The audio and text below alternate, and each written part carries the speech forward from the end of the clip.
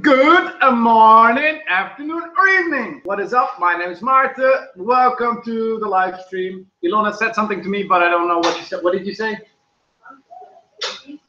No, you can leave it like that. That was perfect. Ilona asked me if the fan should stay turned on.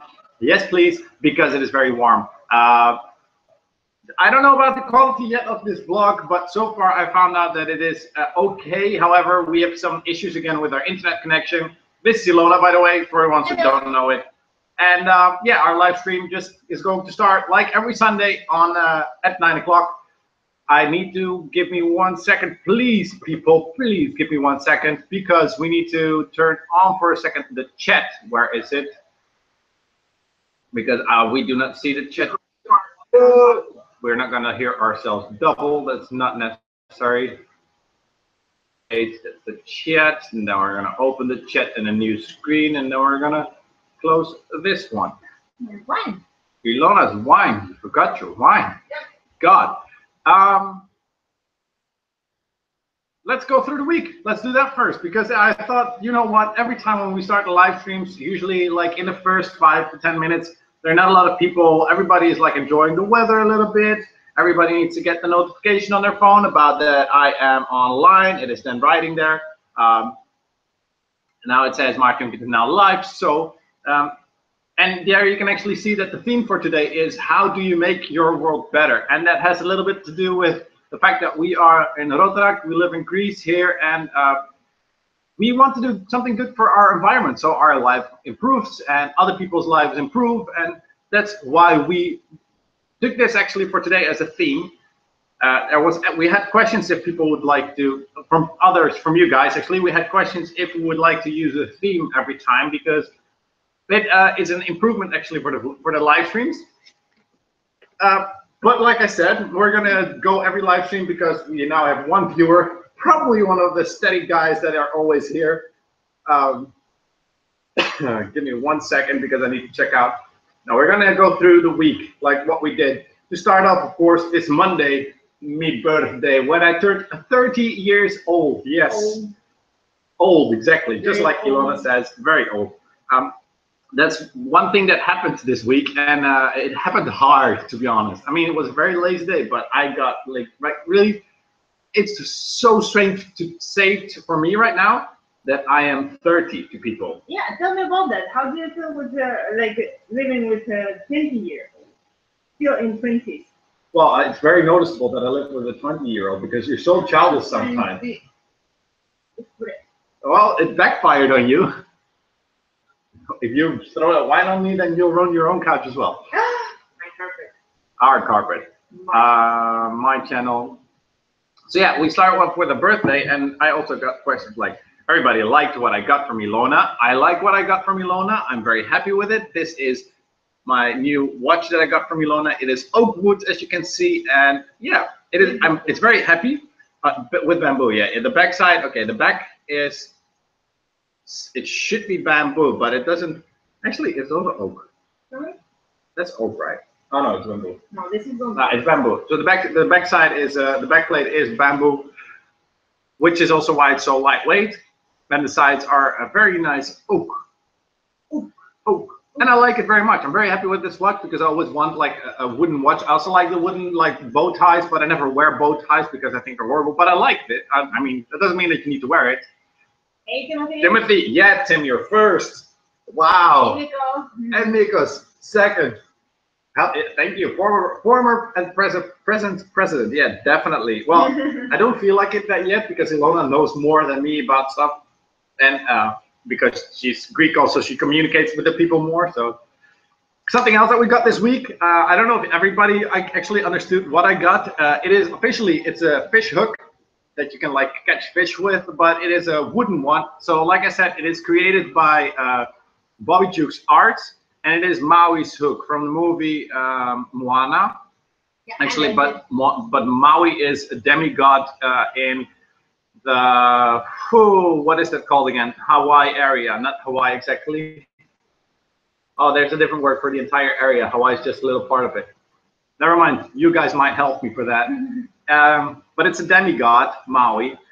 and he made this out of hand. Bobby Duke made this out of hand, and the demigod Maui can shapeshift, so he can change from, like, for example, human form, which is his normal form because he's a demigod. He can change into a fish, or he can change into a hawk or something. So yeah, and it's very cool actually. So hey, I'm checking out if it does magic, if you get more brain. It does, no, it just said it's a shape-shifting thing. So the thing is that I got this from a giveaway from DIY Creators, and DIY Creators is a very nice channel because I like what he makes. He makes very basic stuff, a little bit on the modern side, but it's very sturdy and in general very easily built what he makes. So that's why I like his channel. It's a DIY channel, and his name is Glenn, and he did a little giveaway for his 500,000 subscribers, and that's why I got this one. It also glows in the dark. And it glows in the dark, yeah, but again, like I said, I can see it right now. There's a little bit of a bluish glow in it, and maybe I'll try to show it once again in the vlog when it really works, but I don't have a UV light or a black light because it doesn't show that well on the camera. Oh, black light, I have. You have a black light. Here. Thanks for watching. So that were two of the things actually that I wanted to show you. Then what did we have the rest of the week? Shall we look? Because I uploaded quite some stuff, and okay, once was not that much on time, but that I blame Sita again. That's our provider for internet. Since the last live stream, of course, we went to the beach again twice. We had the evening swim. That was cool. Yeah, after my birthday, Tuesday, Ilona didn't swim, but it was also like 10 o'clock almost. Yeah, so it was too dark. And actually, yesterday we also went to the beach, and we left also at 9:30. That was nice. But you'll see that in Monday's vlog. Hey, Roald, hello. Yeah, so that's and then we had another pledges, and then we had, of course, our thing also, except for the heat, because I don't want to talk about the heat anymore. Today was also 40 degrees Celsius. In the shadow. In the shadow, yeah. So it was very warm today. It was very strange. You also see it in the vlog. We went to Calanera, and the sea water was like at the edge, usually where it's very shallow, like at the beach, where it's very shallow. There are a lot of people all the time, so the water is like moving, and you don't have very hot spots in it. But once you go deeper, where there's like, it was very like wind silent. Yeah, it's like swimming in urine, that temperature. I don't know if you know the temperature of urine, but it was that nasty warm, really. The water was like blurry also because I wanted to go snorkeling, but you didn't see anything underneath the water. It was like a little fog that was on top of the water, and it was so warm. The water was so warm on top, but the nice thing is, because I went snorkeling, I like to go deep, very deep, and then it's very cold. Then you're like, oh, but the change of the temperature is really like, it's more than 15 to 20 degrees of a difference that we had at that day, or today. So about the heat again, we also have our, it's now turned off, but I showed already, also here we have our homemade air conditioning standing in the corner. Yeah, my parents bought that cooler, actually, that box. It's just a styrofoam box that you can buy for a couple of euros here. But, and they use a lot to like storage fish in there as well. So, but my parents were immediately like, oh, you cut up our box, what did you do? Yeah, they said, my dad sent me an email actually about it. Yeah. Today though, also this week, nice day. Today was a very nice day. No. Yeah, you can see. We both got a little bit of a sunburn. No, it's okay. We got the. Yeah, Ilona calls it a tan. Ilona wants to tan in a red color. I got a, well, maybe you can see a little bit on my leg. No. You were sexy. Yeah, you see a little bit of a color difference. Yeah, I'm sweating. It's warm. It's still warm. But we're not going to complain about that because, like I said, it is awesome. If you go on holiday degrees, also you want this kind of weather. You want that weather where you're like, I'm dying. I'm dying. I want to drink. I want to drink water, nice stuff. Give me food. Give me beach. Give me. Yeah. Also, it was the first time for me that they really drank 2 bottles. Yeah, for me also, it is like automatically that we drink a lot of water. We bought like we still have 3 6-packs of 1.5 liter bottles. Yeah, 6-pack.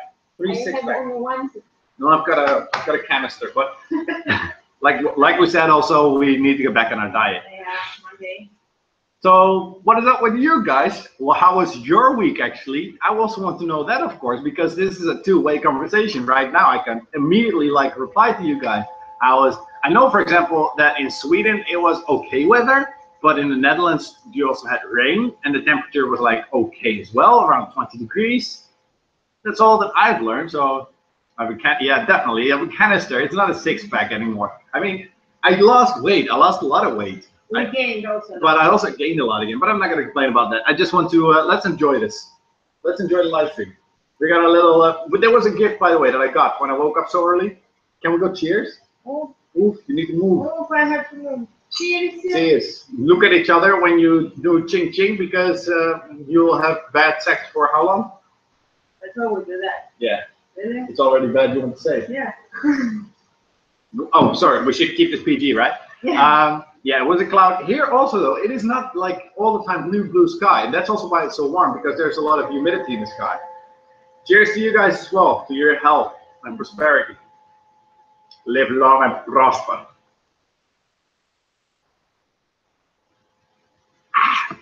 Ooh, but we got that wine from the people that woke up so early. Not okay weather. In Sweden was 12 to 19 all week, but it was not as cold as it sounds. No, exactly. So 12 to 19 is, in my opinion, for Sweden and the Netherlands, it's okay. I mean, it's not very chilly. It's really wine. It's not Visinava. It is wine. Can I zoom in? Oh, yeah, sure. I have to beat that, sorry, because we had here in Larissa, we had that's like right around the corner, but Volos was also just as hot as that. 46 degrees, actually 48 in the shadow, in the shadow, 48 degrees, but that means that in the sun, it is 60 plus. It was 60 plus degrees in the sun, and there was a guy, he like, was in a big ass field where there was probably all day long, there was like, baking an egg. Well, there was sun probably all day long there. So he put a pan on top of a hay bale, something that is not hot at all. No, it was hay bale. Yeah, the one that they were like roll up, because they do that now, because otherwise of the fires. If they don't do it before this kind of period, they have a lot of fires otherwise. And they put the pan like on top of the hay bale. They crack an egg on top. Oh, maybe we can check out the video actually. No, I will show it in a second. Give me 1 second, and You can send the link. I could send the link as well. Yeah, that's true. But I need to go to Facebook for that for 1 second. Give me 1 second, human beings, because that was too short actually. Because my dad shared it, and I don't want to give his like entire Facebook profile like public, of course. However, some of you guys actually already have me on Facebook, so they already may have seen that I liked it. There's the link. See, I'll throw it down in the comments actually. What? That's what I'm doing right now. Where are my comments? Oh. Okay, so if you want to check this out, you tried my DIY air coat. That was cool. How did it work out for you? Because with us, it works really good. It works, especially when we were sitting on the. No, we were watching a movie yesterday, for example, and it was perfect. It like we sit on the couch here, blow some nice, cool, fresh air, and the entire actually living room cooled down a little bit. Yeah. I am in an Airbnb without aircon and a fan, and had to buy a fan. Well, it is very annoying. Yeah, I can imagine. Where were we at? So yeah, about the heat. So he was baking in this video. You can actually see that he's baking an egg in the middle of nowhere without a fire, just a pan, and he just throws an egg, cracks an egg on a piece of metal as well after that, and it is just so fun. It is crazy. It is super hot, but as long as you can stay calm and you just drink enough, you change your shirt a couple of times a day, it's okay. You have 10 times a day shower. No, it's not even about the shower. I mean, if you take a shower at the end of the day, I get more sweaty when I take a shower. Because you take warm shower. Well, yeah, that's good. I know you use cold water, but that doesn't mean anything. What is Rotaract exactly? Well, Rotaract is, that's what we're going to talk about today. So I wanted to talk about the fact that we, for example, I love Volos. I'm going to talk for myself because I cannot answer always for Ilona, but I love Volos and I love grease, but I see a lot of things that could go better. But if you're just on your own, you can try doing stuff, but you will not get the same. You will not achieve the same goal that you actually want. For example, I'm getting to the point, of course, what is Rotaract, but for example, what is actually annoying me a little bit here is that there's so much graffiti, like graffiti. There is good graffiti, but there is also bad graffiti here in Volos. And my problem is that it is not being cleaned. I mean, good graffiti, I don't mind. I love good graffiti artists, but to just spray everywhere on a wall what your opinion is about something. For example, someone down the road here sprayed on a perfectly clean wall. It was completely nice and painted gray. Someone painted or spray painted, destroy what destroys you. And I was thinking, like, what did that wall do to you? Like, why did you destroy that wall? Did it destroy you? I mean, it just ruins the entire view. Also for people like you, when you come over here in Volos and you look at the walls and there's like little things that are not fixed. It looks dirty, yeah. It just, if you see a nice Santorini, for example, I don't know, is Santorini, does it have graffiti? No, at the British place now. But they prepare it before the season starts. They paint everything white, and it's very easy. What is this, Ilona? Not now. Anabolic. We just got a notification on the PC. I did not know what it said so fast, but and that's why I joined Rotaract, because Rotaract is not Vicinala. Why? What is Rotaract? Rotaract is comes from two words: rotary and action. Act. You know. It is for people starting from 18 until 30 years old. Before that, you have interact. That's for like smaller children up to 18. Then they can go to Rotaract if they want to. I don't know a lot about interact, to be honest, but that aside, Rotary is organized, or it is created by Paul Harris in 18 something or 1930. No, it was 1917 because it's now 100 years old. Okay. So in 1917, Rotary was organized by Paul Harris in Boston, America. And it was for people that were entrepreneurs, workers also, but people that wanted to do good for their environment. For example, people that had the power actually to create something. And I have to say, there were also a lot of Freemasons within that. That's why there's also a little bit of a bad opinion sometimes about Rotaract. But all those people together, they created a big team, and they said that they wanted to help people that were less fortunate. And that's how Rotary in the end started, and that's what they still are. They're non-philanthropic, so that means that yes, we do fundraisers, but we will never just hand out money. We'll just never say from our club, okay, everybody puts in 5 or 10 euros or more, because at Rotary they talk sometimes about way different prices. And all together, you don't like give out money, you give out a product what someone needs. For example, as Rotaract, we did a fundraiser somewhere in the beginning with our first president. And with that fundraising, we bought educational games for a school with disabilities. It's like a center where they have people with disabilities, and we got educational games that were actually kind of expensive for them, but we got them first of all for a better price, because we are Rotaract and Rotary, and we know how to like get in contact with certain people, because this network is huge. If I say huge, it is really huge. For the young people, you learn about leadership, you learn about entrepreneurship, you learn about presentations, how to present yourself. Yeah, no, I was looking for volunteering. You learn about volunteering. Let me read the comments for a second. People that grew up in big cities think that whatever is public must not be respected. Yeah, they don't know that we pay to maintain public buildings with our taxes. I completely agree, Nikos, because people here sometimes don't want to pay the taxes, and then I'm like, yeah, but you're still complaining about the holes in the road. And there's only one way to fix it. But most of the tax money also has been spent in the wrong way lately for the last 40 years, definitely. And that's also why Greece got in such deep troubles, because they were lying about the economical state of the country. And that's what needs to be fixed right now, and that's why Greece is still in a crisis. That aside, though, Rotaractors, there are more things like Rotary and Rotaract, but Rotaract and Rotary is worldwide. It is not just in Greece, it is everywhere, every country. The fun thing is it's like one big family. Wherever we go, we can send a message on Facebook like, hey, who is a Rotaractor in Sweden? And you can get like a couple of messages from the district governor or from the president from some clubs and say like, hey, you can come over, maybe we can arrange a sleeping place for you when you come here, or we can help you out with something that you need. We can show you around. Yeah. You can do whatever you want. We had a member. Also, what? Sorry. We had a member.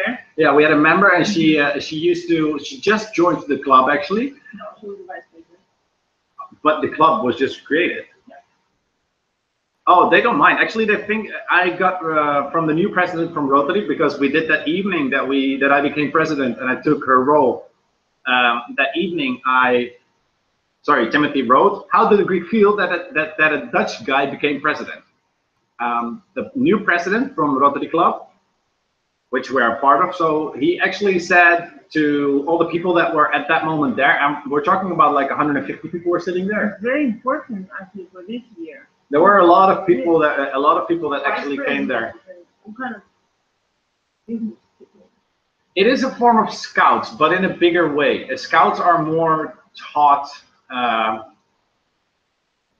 Actually, our past president, Asimenia, that you also see in our videos sometimes, she is a scout. She is a guide. She is completely in love with that, and that's also why she loves Rotaract, because it's a step further actually from that. But Rotaract has nothing to do with religion, has nothing to do with government, has nothing to do with all kinds of things. It's just for people and to help in a certain way. Yeah, non-political, non-religious, non-anything, everybody should be able to join as well. There is, of course, a period that we say like, okay, you're a club, you're a group, and if someone would want to get into the group and he does not fit in at all because you're sure that it will mess up, you will never say no, but it will take way longer for that person to become a member, because you really have to become a member. Also, because it's such a big club. Yeah, and that's also why I want to answer. Was it an election? Everything goes really democratic. So the entire club, actually, all the members from our club said they have to vote, and who I was put forward as a president. It has to be 99% of the club, not even 50-50 or 60. Everybody has to agree on that the person becomes president, and that can be very difficult. But if you're a good club, then actually you could all agree on it. I like it. But the thing is that because it is such a big thing, and again, in Volos it's a bit different. In Volos, because also our club is different. Our club is different, yes. In Athens it's different, in Thessaloniki it's different, but this club, because it's very fresh and new, it's not created by people who are very, very rich, Rotaractors. It's like a normal thing. Yeah. And it's more like to help and volunteer. In other countries and cities, it's more like in Europe and America. Yes, it's more like people who are more wealthy, let's say it this way, and it's all about to show off. Like I said, the more fortunate help the less fortunate, but we also have some less fortunate that join us. Yeah. But I want to avoid that a little bit, because we also have a lot of people that don't agree on that they say it's only rich people, rich kids. No. Because that's what's it called, a vooroordeel. Sometimes you're like being told, you're like, oh, you must be rich when you're from Rotaract or Rotary. Well, some kids really are very fortunate. Let's put it that way. But no, we are not, and you don't have to. No, Indians also, for example, in India also there are a lot of clubs, and we also get a lot of like messages. We do a lot of actions together with them. For example, with Rotaract Club of Bombay Film City. Yeah, for judgment, from judgment. Mm-hmm. People are very judgmental in general, but we did a nice action. Very nice. Thank you, by the way, Timothy.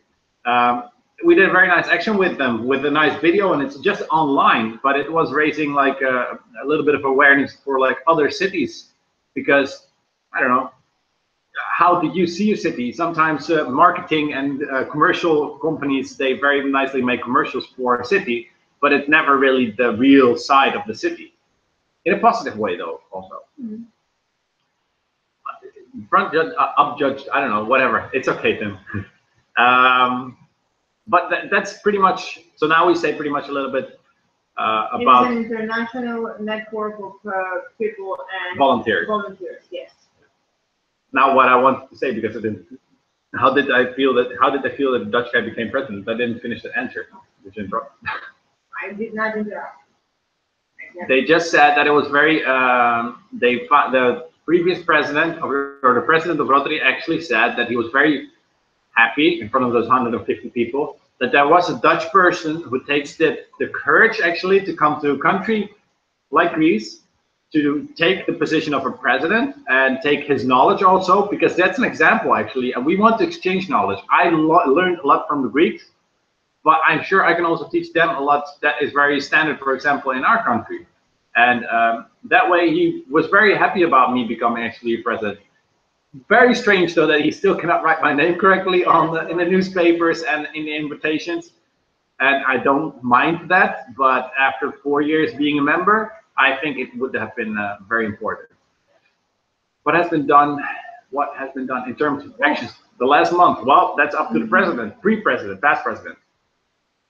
It's not like every month we'll do something. We're trying to think upfront some kind of actions and plan them. So for this year, we organized a fundraising dinner, like 2 of them. We organized a seminar. A seminar. That was yes. also in the blogs, by the way. Oh yeah. The pasta night wasn't, right? No. And the one fundraiser was actually, it was on the National Day of Pastas, International Pasta Day. It really exists. You will not believe how many international days for whatever. International Day of Orgasms. International Day of Orgasms, International Day of Condoms, like stuff like that as well. Because we raised, Ilona's main goal is actually this year to make an impression, or to let our club go out with a bang, pretty much. To raise awareness for HIV, because it's still a big thing. And we did very well. Yeah, we did very well. And you can also win awards that way. That will make your club stronger. There's a little economic prize like hung onto it. I believe it's 5,000. 5,000 for the first award, 3,000 for the second, and 1 or 2 for the third. So we did not win. We didn't win. A small club, of course, but it was a very good thing. Because we spread over 5,000 flyers and condoms, 5,000 condoms. We handed them out for free to the kids on the street. We did more than 2,000 tests. No, 200. No, wait, 300 tests, because it was 100 in Volos and it was almost 200 in Larissa. Oh, okay. Yeah. Yeah. And we did the same in free tests for HIV and everything. And we also did the same in Larissa, in Athens, in Thessaloniki, and in countries around the world. Yeah, we worked together. It was nice because in this case, we took this entire action and we gave it out to Facebook, like, hey, which other clubs actually want to do this as well, raise awareness of HIV. And we had very nice ideas from Macedonia, from Fyrom, the former Republic of Macedonia. And they were very happy about it. We had the club from Bitola, that came from Brazil, and they also went out with like flyers or a little flyer and a condom on top, and to talk about like, hey, did you actually know that, okay, it's not just protecting you for like getting pregnant, but also about diseases, because it's still a very important disease. You don't need to have it, but you can still carry it, or stuff like that, you know. And during that kind of moments, because we get the question, how many hours per week are you occupied with it? It depends. It depends. During that, it can swallow up your entire like day, all your free time. And I fainted. That's also the day that Ilona fainted. It was a little bit, that blog. The seminar organized that because it was too hectic and it was too much with my work and everything. And because I'm a perfectionist, I want to have everything done the way I want to. So I was doing all kinds of things at the same time. So just yeah, it was a little bit too much for Ilona at that moment. Yeah, but it depends on the action that you have. For example, organizing HIV, it took us per week, like let's say in total a week, let's say 5 hours, maybe 10 in the entire week. Over the entire year, it will cost you 5 to 10 hours, yeah, maybe. Yeah. Not much more though. No. But it was a very good action. And something else that we also did, that was also an action from Ilona, was because a lot of kids here. So there's one thing that I've learned, for example. This is an example of like the connection between the Netherlands and Greece. In the Netherlands, when you go to school, you're being taught in school how to find a job, or not directly, but you're being taught how to build a resume. You're being taught how to have an interview, or how an interview can be, and stuff like that. And that's not being done actually in Greece, not at all. They are doing it, but not. There are workshops to do it, but you're not being taught in school. I got taught how to go to my internship and correctly send out my resume and make contact with a person, and they don't do that here. And that's also a reason why a lot of kids here don't get, because they still need to go to a company and they still need to build a resume. Now, of course, the internet helps a lot, but if you don't learn that just using a template is not enough, then you'll never find a good job, at least. Because, okay, we're not talking about like being a delivery guy, because then you just walk into the store and you say, I drive my bike very fast, right? And we actually did a Greek seminar. So we did a seminar, and we had, yeah, of course, tell me. So what we did, I wanted to have, young people, to know how exactly to go to prepare for an interview, and that includes psychological, and that starts from making your resume to going with certain psychology there, how to body language. Yeah, how to accept a yes or no from how is the person who gives it, for an employee or employer? For an employee. Yeah. For an employer, sorry, yeah. Because for example, I get very upset sometimes when I get a no. Sometimes when I get a yes, of course, you're very happy. But when you get a no, some people really take it like, am I that bad? Am I that bad? And if you hear it sometimes over 50 times, like, no, we cannot hire you, your entire mental things go like down like that. That's why Ilona says psychologically as well. So what we did, we contact psychologists, we contact a person who is specialized in CVs, we contact managers and directors from very big companies, and other people as well, and they were all talking about how to create a correct CV, how to present your CV, how to be presented at your interview, how to talk with your body, about your body language, how to accept a yes or a no as an answer, and also how to improve yourself with psychology and everything. So we had over, how many? 200 participants, 180. No, the room fit only 100, only fits 100 people. So that's why we said we will go at 180. No, we had 80 signups. Why am I mixing numbers today? What's wrong with me? Because you want to exaggerate always. No. Sometimes that's good, but not always. Now, the room only fits 100 people. Yeah. And we had, in the beginning, we had over 50 signups, or almost 80 signups. Yeah, officially. Yeah.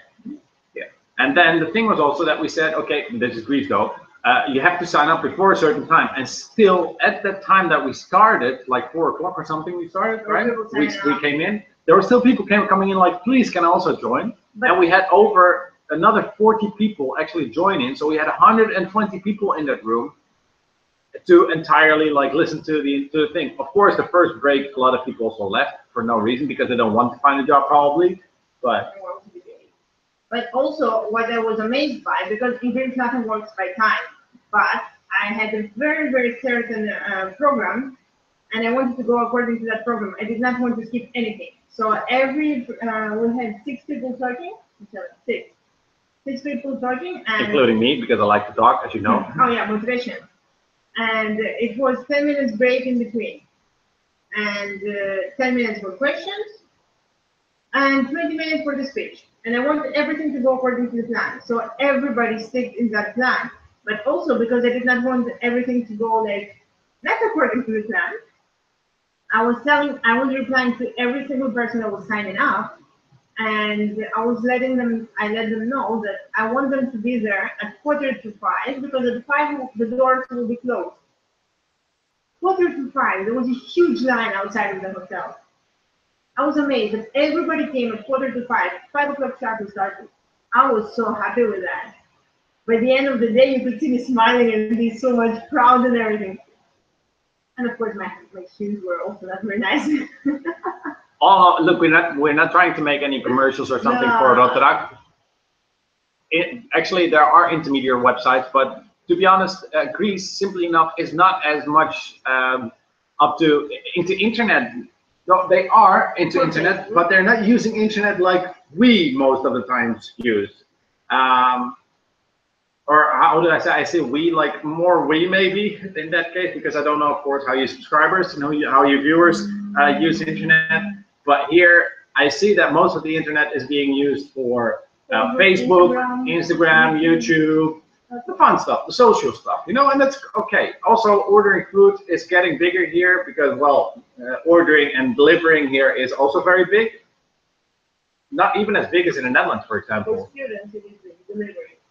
No, for in general, everybody delivers here, even coffee. Yeah, You order one coffee. Yeah. There will be a biker without extra cost that drives to your apartment. Okay, all that kind of stuff is good. What?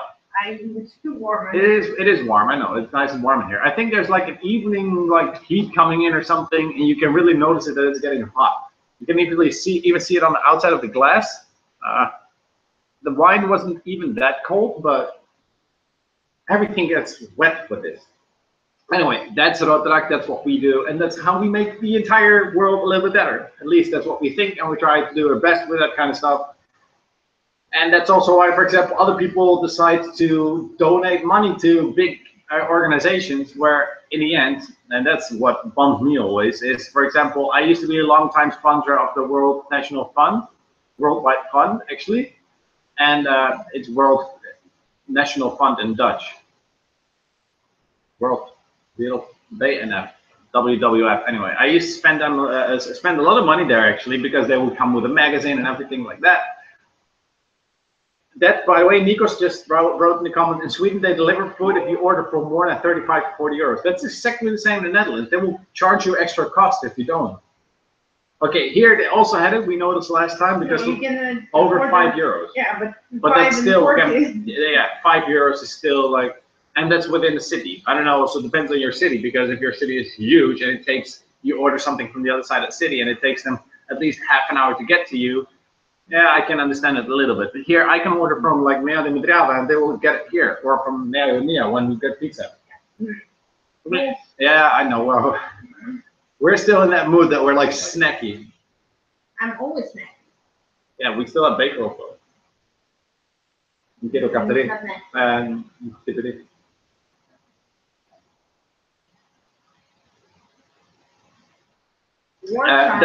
that's exactly what I mean. That's also why I said like I used to donate a lot of money, and don't say that they're not doing anything, because they are doing things, but a lot of money goes to marketing to get more money, and that's something that I don't like. I mean, I can do my own marketing here, and I make sure that my entire surroundings here also works, but Rotary, I don't know, not many people actually have heard of Rotary maybe, or they have seen it somewhere, but still, they are the biggest one that actually makes sure that we are this close to ending polio. That's what the motto is right now also, or not the motto, but it's a motto for a long time.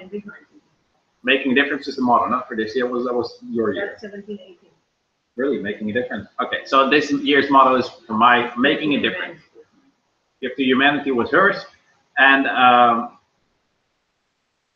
what did I want to say? No, I noticed that still. You're interrupting me.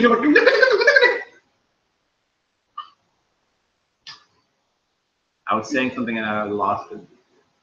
That the Rotary is this close from ending polio. Yeah. So that's a thing that they raised so much money, they did so much research that we're this close to really like stopping polio, and that's just with Rotary. And that is showing that they're actually doing something as well. Okay, it takes, of course, a couple of years, but 10 kilometers from Stockholm Center. Well, to be honest, Stockholm is huge. So if you have to wait, prices are different as well in Stockholm. I don't know, I think still that 35 to 40 euros is weird that you need to wait so long for like an order, or so much to need to get an order.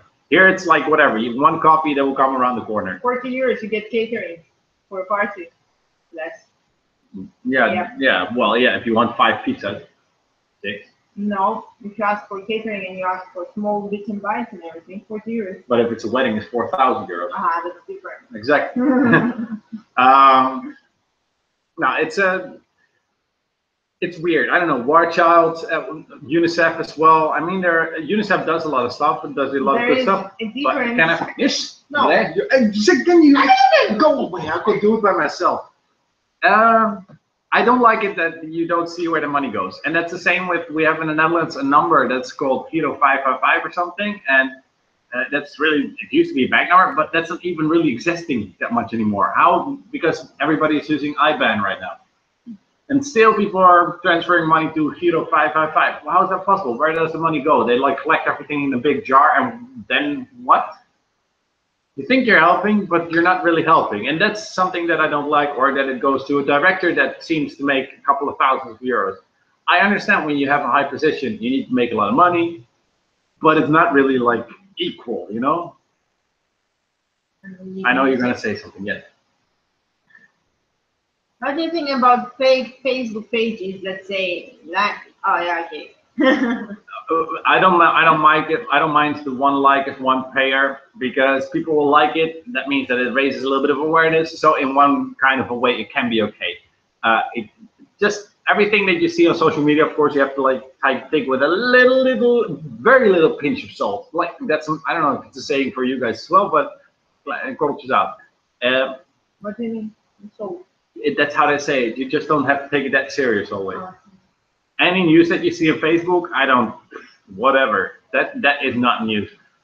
Fake donation websites though, yeah, that's also why I still don't really, I don't know, Indiegogo, there are so many people that are in need of help, but I would like to see them in person. And that's why I like Rotaract and Rotary, because people can come to Rotaract and Rotary and say like, listen up, we need to fix this. We are working together, for example, not that much lately, but we do a lot of things. We get a lot of help, and we try to help them as well. It's called Cocina Liliquis, and they make, they gather foods, they gather clothes, they gather washing detergents, they gather all kinds of stuff, also volunteering, everything to help people that need it, and they know exactly who need it. Because if you are in need, you don't like always to say that you are in need. If you don't want, some people don't want to keep their hand up the bag for it. So that's also why I don't like fake donation websites that also like say, give me money, and then it goes nowhere. That's also why I believe it's better for Rotary and Rotaract, because you don't give money, it's forbidden. You just give what they need. If somebody says I need 10,000 euros, you ask them, what are you going to do with it? Well, I'm going to do this and that and that. So he will make you a list and tell you what exactly they need. So you can give something from that list. Yeah. That's how we do it. And now, because we keep in like Rotary and Rotaract, it's not only that. It's not, because the theme right now here is what are you doing actually? What are you guys there behind the screen, on the other side of the screen? Those what are you guys? People who are watching us. Well, we always find out that it's 4 people now, and then in the end it's 130. So that's why I don't mind it anymore. Because what are you guys? I don't know. You must also have something in your areas that you're like, I don't like what I see. If you see a homeless person on the street, how many times you actually walk up to them and you make a talk to them? Because they're lonely. They're being treated as garbage. The black guys here on the street that sell jewelry and sell sunglasses, or they are Indian, or they're, I don't know, from Africa or something like that. That's a possibility. I just mean in general, like, what are you doing to make the world better? Not because you can make someone else, you can support someone else for someone else to make the world better, and that way, okay, yeah, okay, I can understand. I can understand you, Tim. I'm supporting you to make the world better. It's a way of making the world better. Thank you, by the way, if you think that I make the world better. Also, throwing the garbages, for example, not on the street, but in the garbage bag. That's a small example. Throw your garbage not on the beach. Yesterday we were on the beach. I'm sitting there on the beach, and I see, or on the plaatjes, you know, where we go always, and there are cigarette butts. Yeah, they're a private beach. There are cigarette butts everywhere, and I'm like, come on. I used to smoke. I used to smoke since I was 12. until 2 years ago. No, wow, that's almost 1.5 years. I quit smoking 1.5 years ago. Holy crap. 2 years. No, August. Yeah, So it's almost 2 years, yeah. Yeah, well, yeah, almost 2 years. Holy sh. But the thing is that someone just left his cigarette butts there, and I understand if you just like extinguish it like that on the rock, but you throw it away later in the garbage bin or something. But how many times I'm swimming and there's a cigarette butt in the water again? Today, that's what I want to say also. We went swimming in Calanera, and there was a bottle in the water, and I'm like, everybody is swimming, like sees the bottle, doesn't give a shit. Okay, this is a Greek like mentality as well, but I know that Dutch people do the same. But then there's this stupid Dutch guy like me again, and then I'm like, yeah, it's just a water bottle. It is so easy to just take that water bottle, get it out of the water, open it up, like get it empty, and the server, the guy that was helping us with our drinks and everything, he will throw it in the garbage bin. And he actually did also, because he cleans up exactly around his terrace, because it's his terrace. See, at the moment that you replace the problem from the sea onto his terrace, the problem gets solved. So that's also what I like about, like, yeah. I had friends always, and they used to throw shit out of the car, and I'm like, dude, really? Why? Like, you're drinking your coffee, and your coffee mug goes out of the window. There is a cup holder that can keep that cup as long as you want. You can evenly stack them. So feeding dogs on others as well, but it is very good. It is very good. But the biggest thing would be, for example, take one of those dogs and take it to the veterinarian to get like circumcised. That would be also a good thing. That's something that someone here is doing that I really like. Then you're really like getting rid of the problem, because you don't get rid of the dog, but you also make sure that they don't make other dogs. And then they should start taxing people for owning dogs. And that's what in the Netherlands. In the Netherlands, people get taxed for dogs. That's good. Or pets in general. Yeah, that's good. TBH. The only people that seem to be in need here are Roma beggars, but the money doesn't go to them. It goes to exactly here as well. The people that are, no, that's not true. Romans and Greeks are not poor. Not always. Not always. Most of them are super rich. Yeah, but they all start at the bottom, and they still give the money away. Yeah, but they're still begging. Oh, because that's how they got raised. Like, why should I work if I can get it? If I can ask for it? I don't see. Roma is something else, and I don't know. In Slovakia, they say they are from Jamaica, but they are from Ghana. It is just because Jamaica is more appreciated than Ghana, the black guys. Yeah. Yeah. But they're very nice and friendly. Actually, in Jamaica, they're not even that black. Really black. It's so dark brown. Beautiful. I mean, today. No, not racist. No, today, but they were funny. Can I say first? Today, I noticed actually that the guys that sell stuff on the beach, because that was what I was talking about. They're not even sweating. They're lucky. They're not even sweating. Everybody, all the Greeks and me, I was like, you know, because it was so warm. They're walking with their backpack and their shoes and everything that they sell. They walk on the beach. They look all muscular and everything, and they just sell their stuff. Okay, I don't want to have their lives, but yes. But they're very, very friendly, most of them, and they're very well educated. Because most of the time, people, when they see somebody on the street selling or doing whatever, they think like, oh, he's a garbage. He knows nothing. He has no education and everything. And we're the same with. It's not. I see that.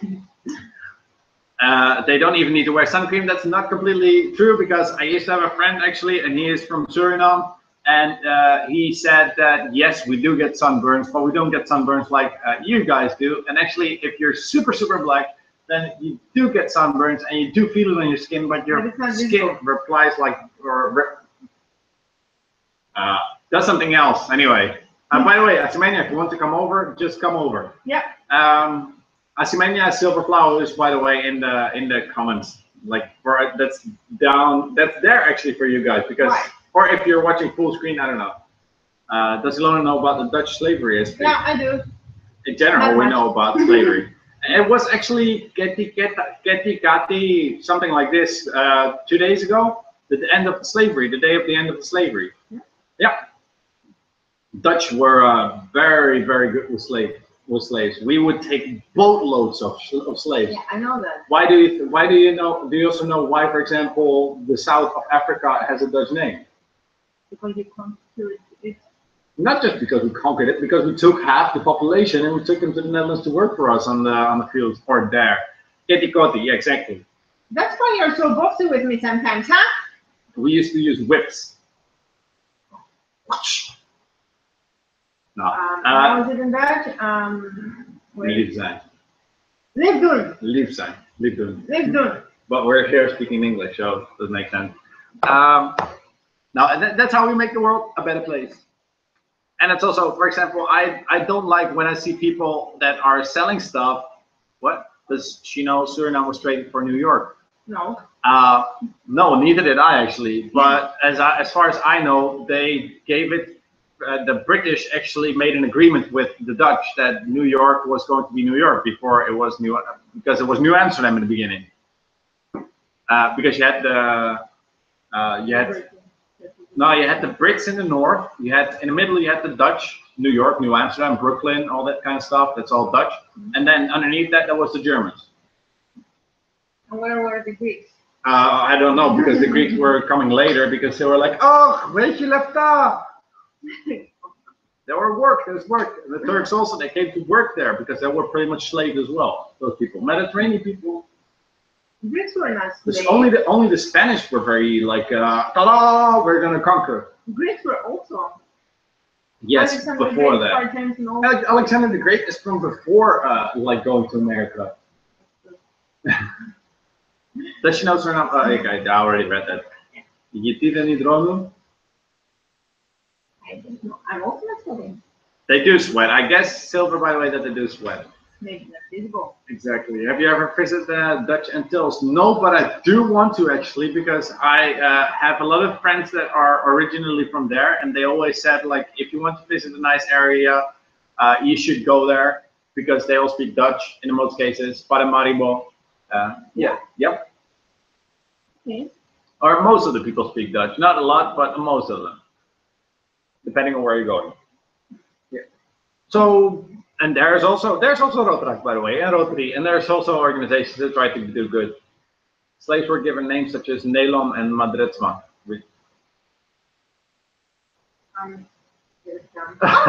Really? I did not know that.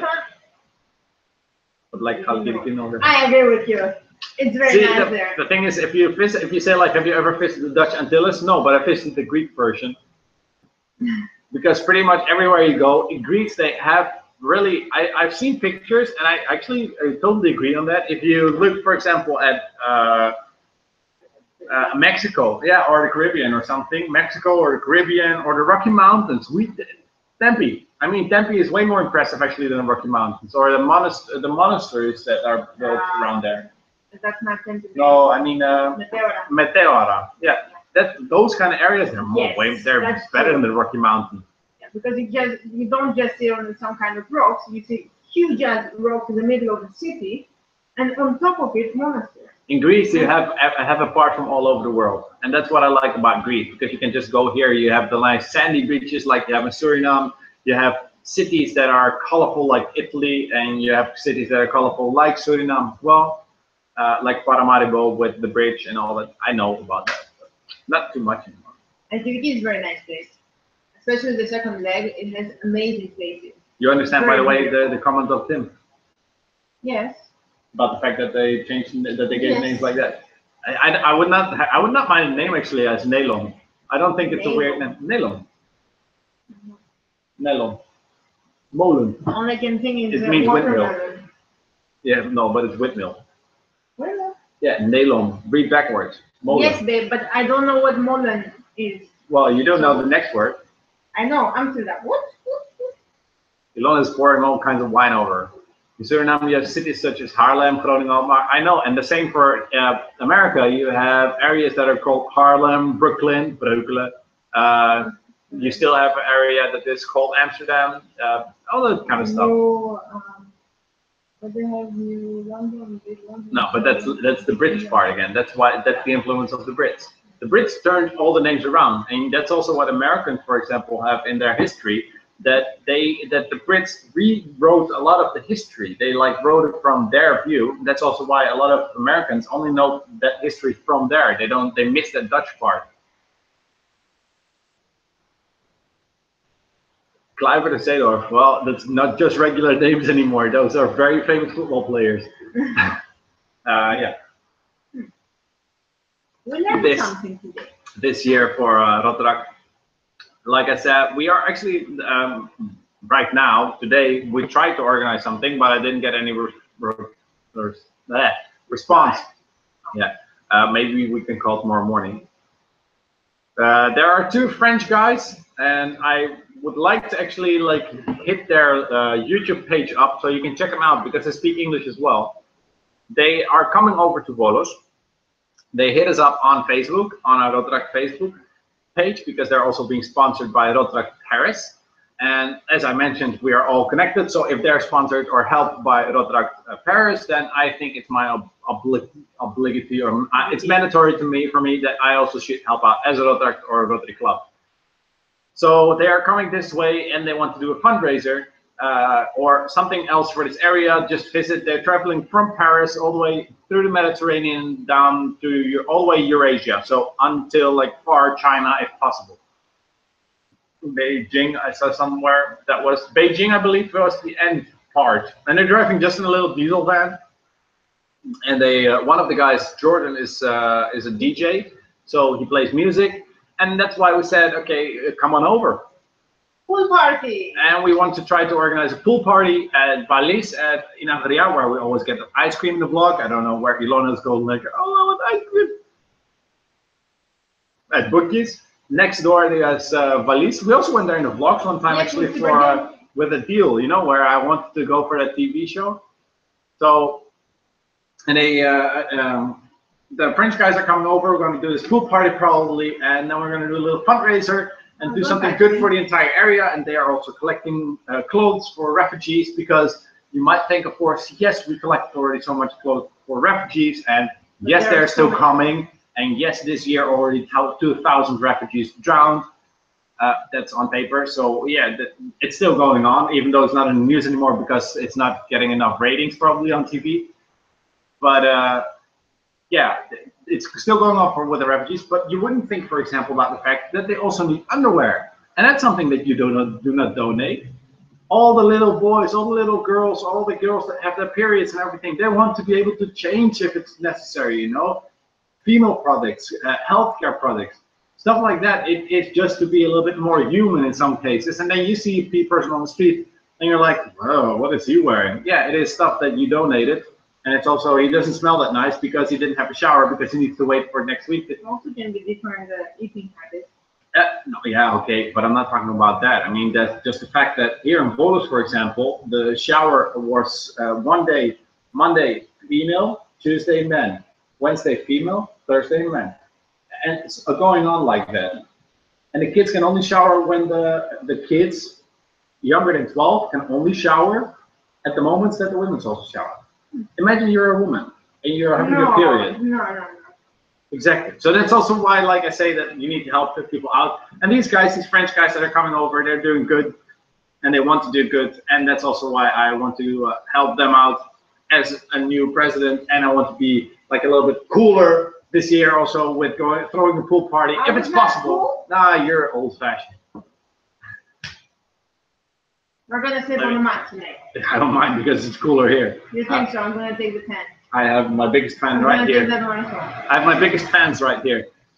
Comments. You had that friend visiting last week, right? Were they in Volos? Were they in vlogs? In the vlogs? Yeah. They were. It was not last week. It was 2 or 3 weeks ago. 3 weeks ago, yeah. And they were all in the vlog, especially Maarten. I got so much hate for buying Argus beer. Why? Because it's the cheapest stuff. Like, I don't drink beer. Like I said, like we were showing, we're like drinking wine. And I like this one. The comment on. Are you going to buy some Argus beer for that? Nah. I need police escort. I do not want police escort here. In Greece, I can pay any police officer to drive next to me if I want to. I have a black belt on karate, so. Yeah. And he's got the. But if I tickle her, she's laying down. I can protect myself. I don't know if I told you, but there's a blog somewhere in the beginning. It's way old. It's really like a couple of, I think it's about 160 blogs ago. It's somewhere blog 7 or 6, where I said, "Can he cook?" That's how I called it. Sometimes. Because I was telling about myself, and I need to close the window if this bike doesn't go away. You don't hear it. I told everything about myself, and also told that I was part of the military police, and I also said that in the last live stream, actually, I think. The Royal Military Police, so I can defend myself if it's necessary. I don't have big muscles anymore, but I know how to talk my way out of shit. I meant you dropped someone off at the harbor early. True, yeah, because they're going to Skopelos, so they were not visitors, no. What? They're friends. Yeah, they were not staying at our place. No, they're not staying. No, they came at 6:45 in the morning. No, they came 7 in the morning. Slide the couch. They came 7 in the morning because they took the boat at 7:45 to Skopelos, and I offered them like a safe parking because, like we said, there's around Volos there are parking spots to leave your car for like 10 days if you're going on a ferry trip. But why would you do that? It is 100 euros sometimes, or more expensive if it's like covered. And they drive an old Peugeot where with no property, like no things in there, and they just want to be safe, you know. It is, if a car is parked for 10 days with a Dutch license plate here somewhere in a random street, you do have the chance that they will check it out, like, hey, why is this car parked here? Sorry. Well, if you can do that, I will record it and I will send you the file. I don't mind. Good morning, afternoon, or evening. What is up? My name is Maarten. You need to wake up right now because you're going to be late. That's your alarm clock. If you want it, I can make it for you. I would hate you. Or I can just do like, good morning. If I had to wake up like this, I would kill you. The comment was your first words at the beginning of every vlog. Good morning, afternoon, or evening would be an epic alarm clock sound. Yeah, well, thank you. I sometimes really, when I'm editing the vlogs, I'm like, oh my god, what are you saying right now? Like, oh. I never know how vloggers do that. Like, especially the guys that are like acting so much that they're really like all popular and positive and all the time talking like this and saying stupid things and doing dab, stuff like that. It's funny, but if you do that for 200-300 vlogs in a row and you need to edit that and you need to like make it even funnier, I don't know. I always like to repeat myself. I just like to make fun of myself sometimes when I say like or. You don't like when I make fun of you? No, I mean in a way like when I say, like, for example, I do like that kind of stuff and I slow-mo it a little bit down and change the volume. I like that. I'm laughing all the time when I do that. Yeah, but I also like to make fun of you and you don't let me. I do sometimes because I don't know exactly how I should put stuff when I try to be serious, you know. So the question was, do you sometimes do a take 1 or 2? Nah, not really. But when I'm looking, yeah, like 1 or 2 takes for the intro, never. The intro is just like good, and then I need to stretch. I need to stretch, and then she starts tickling. Yeah, when she tickles me, yeah, then I redo it because I really don't. Then I need to re-stretch again. Also, he gets very grumpy. Of course. How annoying is it when you're like yawning and someone like sticks a finger in your throat? I like doing like. Yeah, but when I do it to you, you're like, no. That's different. Exactly. So, or when I'm stretching and then she's tickling me, it's so nice to stretch, you know. And then when someone is interrupting you, you're like, ah. Yeah, that's not nice. It makes me grumpy. So that's the only moment when I really redo it, or when I'm being serious and I'm trying to look for words. That's also when I retake something. But that's most of the times because I don't want to say things wrong and don't want to insult anybody. I like to, well, I don't mind sometimes when I say something bad because I stand fully 100% behind it. But yeah. You wanted to say something, Ilona, because we only have 3 viewers, but that's okay. We have 2 of the most important ones, and I don't know if I don't think if Shane is still here, but it's okay. I don't remember what I was saying. This actually is going into a poll. That's what you want to say. This stuff. Oh, that's I'm not done then. Okay. Ilona's still working on like a new logo for the vlogs. Yeah, when I remember. So far we have these ones. We have these. Then it is this one. Again, This one is supposed to be with Amsterdam buildings here and there. I will punch you if you continue, and there and here, and then you have all around the Greek ornaments and everything. This one is, I don't know what it is. This one is blank, it's not done, and this one is not done, and this one is not done. This is all full of Greek stuff. This is something. This is also Alkinu. This is also Greece and Holland together. I'll punch you. So that's one thingy. And then today I came up with this. Maybe. Like. MV. But Volos, vlogs. I see Maarten. more in this one. Nice one. Ah, Shane's still here. This Nice. one. Hi, Shane. And that one. I do not know. I'll continue. So the thing is that I like them all, but I do not know exactly what I want to do with the channel. So the thing is that, whatever, this is also like, we're trying to help the world. That's something that I want to do also. When these vlogs one day will blow up or something. Yeah. What? You just did like this to me. Oh! Anyway. Yes, you can continue now. Thank you. Thank you, Rob. Roald. No, I will do. The dog going, yeah, I was saying something will blow up. Then I want to do something good with it, because I see so many YouTubers that do, for example, do a GIF and use them all at once. That's a good idea, but I don't know if that's going to be possible for a lot of stuff.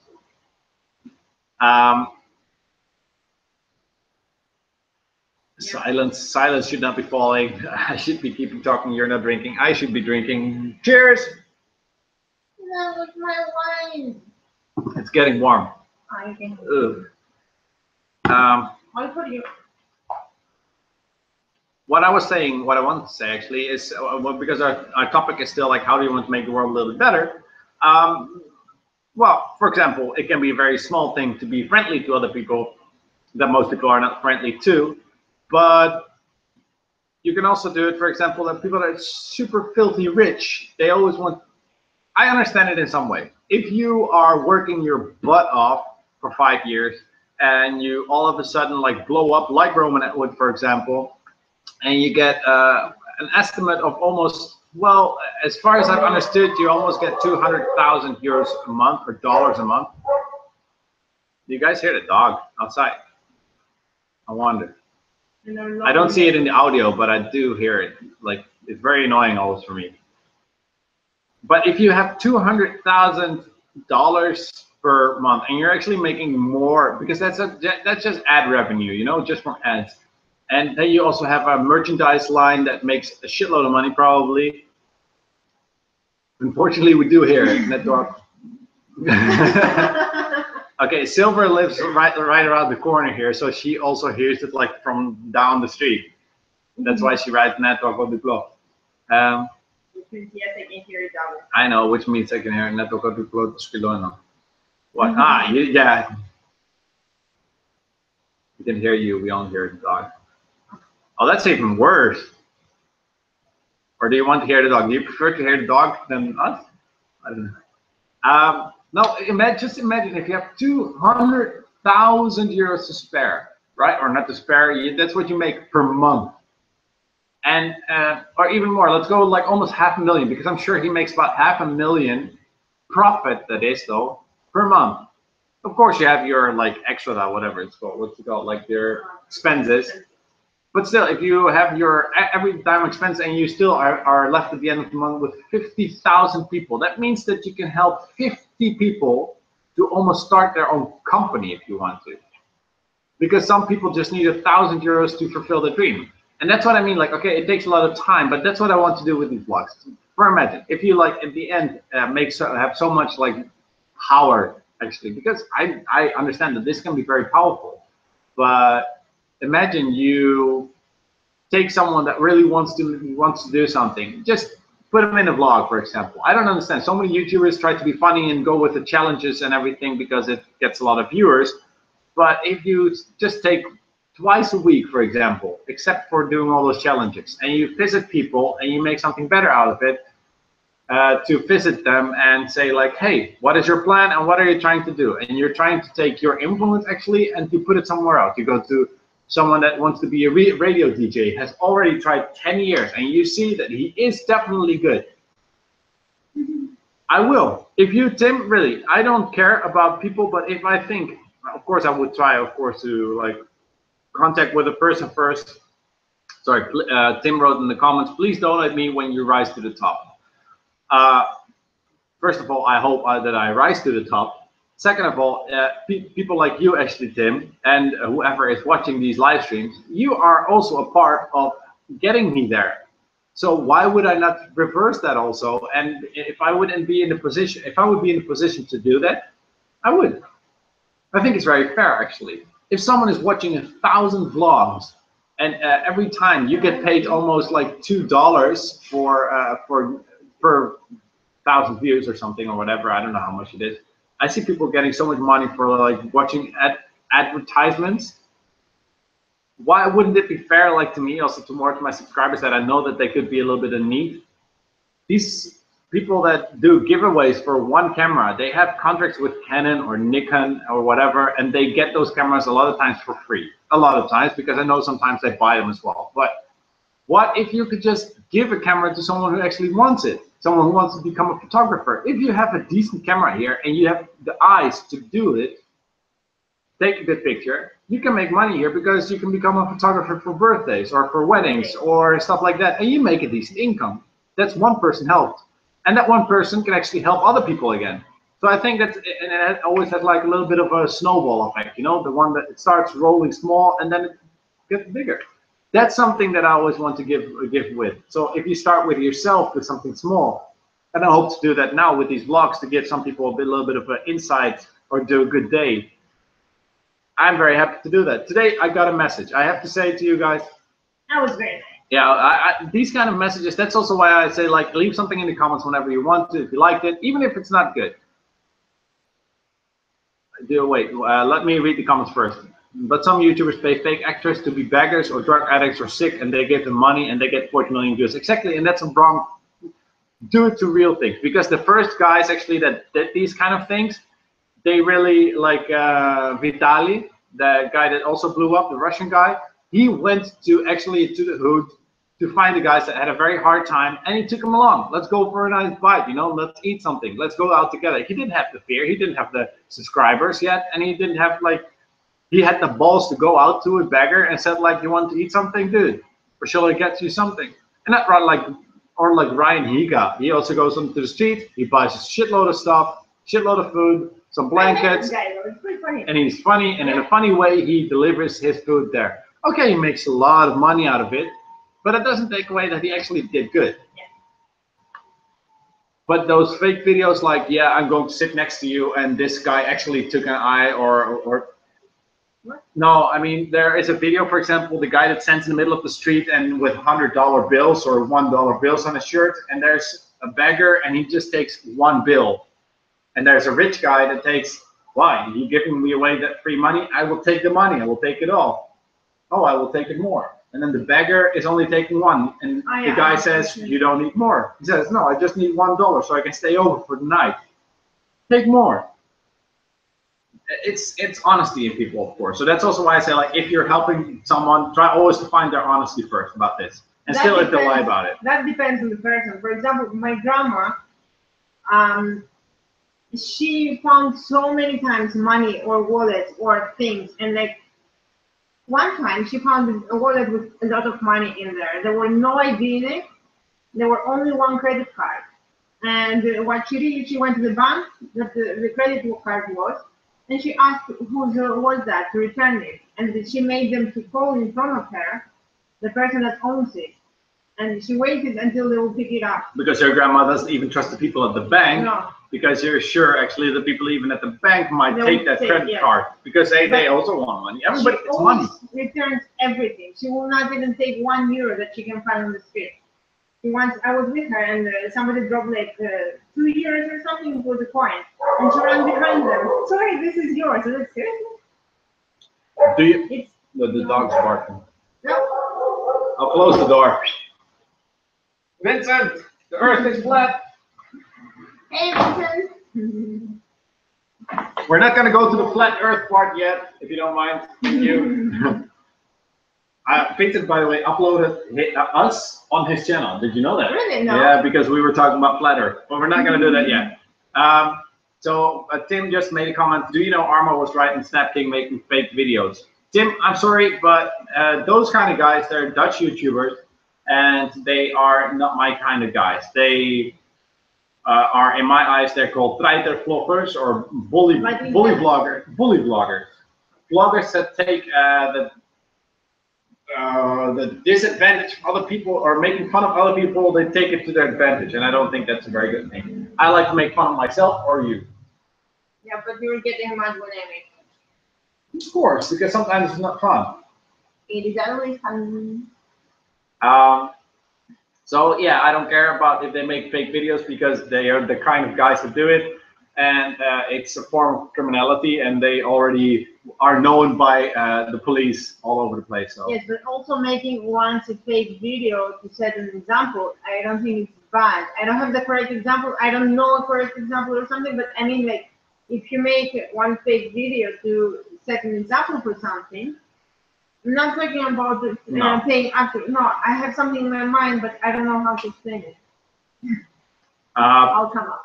That now Tim writes, someone lost their wallet and it was given to the municipality, but they kept the money inside, saying there was no money found. Yeah. So many times happen. It is true though. That is true. That there's another TV program actually. Actually, I think that you're talking about that right now. That if you even give your wallet off to the police station, for example, that at the police station they don't even say no. They don't even do that. They take out the cash, and they don't even contact the person who lost it. They just leave it at lost and found, but they take out the cash. Yeah, sorry, the cash is out. Yeah, and it's wrong. That's very wrong. I understand that you're like, come on, but if you know, for example, you don't know if that person has it very hard. Of course, someone can be filthy rich. You can have a wallet with a couple of thousand. Here in Greece, especially, people have a lot of cash sometimes on them because they just take their entire payment because they're afraid that someone else will take it, and they take it by cash. There are stories here in Greece that people go to the ATM, and there's hanging like a stack of papers out of the ATM because they like are so busy with all kinds of stuff and they want to take it out of the ATM. And they forget to take the money out. They take the card, the receipt, and all that kind of stuff, and they just walk away. Yeah, that also happened in the Netherlands. One time, I walked up to the ATM, there's 60 euros hanging out of the ATM. I just hit the cancel button and it goes back. Because when it goes back on their account. But some people also take the money, and can you imagine, then you're holding someone's entire monthly payment. So, exactly. And imagine if you would be with me. Yeah, that's what I say, that's not nice. Yeah, we're also in that position, so. It was you don't know whose money you're taking, and you don't know the need of that person. Thumbs up for you as well, Vincent. So yeah, that's again making the entire world better. But to get back on that part of like using YouTube in your advantage, yesterday I watched a video of a car guy actually, and I didn't know, but in America you seemingly can have like $3 even per 1,000 views, and he had. In 1 month, he made 24,000 euros. He showed it actually on his laptop that month he made $24,000. That is to me mind blowing. Not even as an entrepreneur, as a small entrepreneur or whatever, or a store owner, you don't make 24,000 euros profit. It's a lot of money. And I was thinking, what would I do? I know. What would I do with 24,000 euros? First of all, I would buy a car. Because I miss a car. Okay, we drive around the car, but it's my parents' car. I would drive a second-hand Mercedes, probably a turbo diesel. So you'd make it work better by driving a car. And I would drive to the Netherlands. Yes. Make a nice video. Hope it gets a little bit extra views. But that means that I still have 20,000 euros left because a second-hand turbo diesel Mercedes is 4,000, 6,000 euros, somewhere around there. Then you still have 1,000 euros to do something good. If you film that, okay, then everybody's interested. But if I go to families that I actually know in the Netherlands, I can go to people that are getting rid of debt because they got into like problems or whatever, and they can pay it off like that with just 1,000 euros. They are so close. But if you get them to that point where they can get better, help 20 people. I believe when you help somebody, feel better yourself. It's a lot of nothing money. to do with religion or with whatever, but I believe when you do good, you feel also good. I prefer to buy something as a gift than buy something for myself, for example. How many times have I bought something for myself? Oh yeah, a lot of times. Ilona, then there's a birthday coming up, and we're like, it's a little bit tight this month. And she's like, yeah, but I do want to at least show my appreciation. And even Ilona, if we don't have any money, then even Ilona is like, I will make something myself. Yeah. Nice. Because I think actually that's nice. way more impressive as well when you're creating something for someone else and you made it yourself. A card for Mariana one time. That was very nice. Even though I don't know if it was appreciated that much. It was. But and George. Oh yeah, and George. Well, Ashmenia, if you're still watching, no, I don't think so because there are only 2 watchers and 2 viewers. She's gonna be yeah. The artist Miley Cyrus or something paid their fans education debt. For example, that's a good example because there are a lot of students that do not have a good financial record when they skip their or when they end their university. But I think that's also a risk that you try to take yourself at that moment. That is something that you get yourself in purpose into, or on purpose actually, because you know it is going to give you a debt. I understand, of course, that when you want to study something and you want to do it so bad and you can do it actually, but if you're that consistent, I am sure that you're gonna be like, those people will get there, to be honest. That's what I think. Those people will get there. Just like us, we will get there. Yeah, I also heard that about Ariana Grande. Ariana Grande paid the funerals of the victims, and but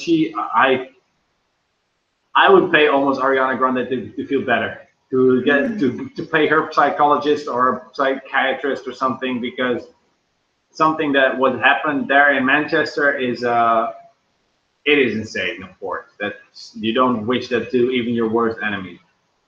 And then we're getting the psychology of everybody's a bit down. We'll push it up again. Oh no, it's good. Somehow sad. Why are you pushing your papers? Ilona just ruined all the logos. Thank her for not having the logo in the future. My drawings. Anyway, so that's what again, like whatever. So Tim is saying like you want to help us out. Well, that's okay. Thank you. Share whatever you want to. Like the videos whenever you want to. Subscribe, but you're already subscribed, so we are happy to have that as well. And we just hope to make a little bit of a few good things and give you a little bit of my knowledge. And that's also why I like to read your comments, because you guys also write stuff that is. Oh yeah, I got the message from Alex. I don't know if Alex will actually watch this, but I got a message on Messenger, and it makes me very happy because it gives me a nice feeling. It gives not just a nice feeling.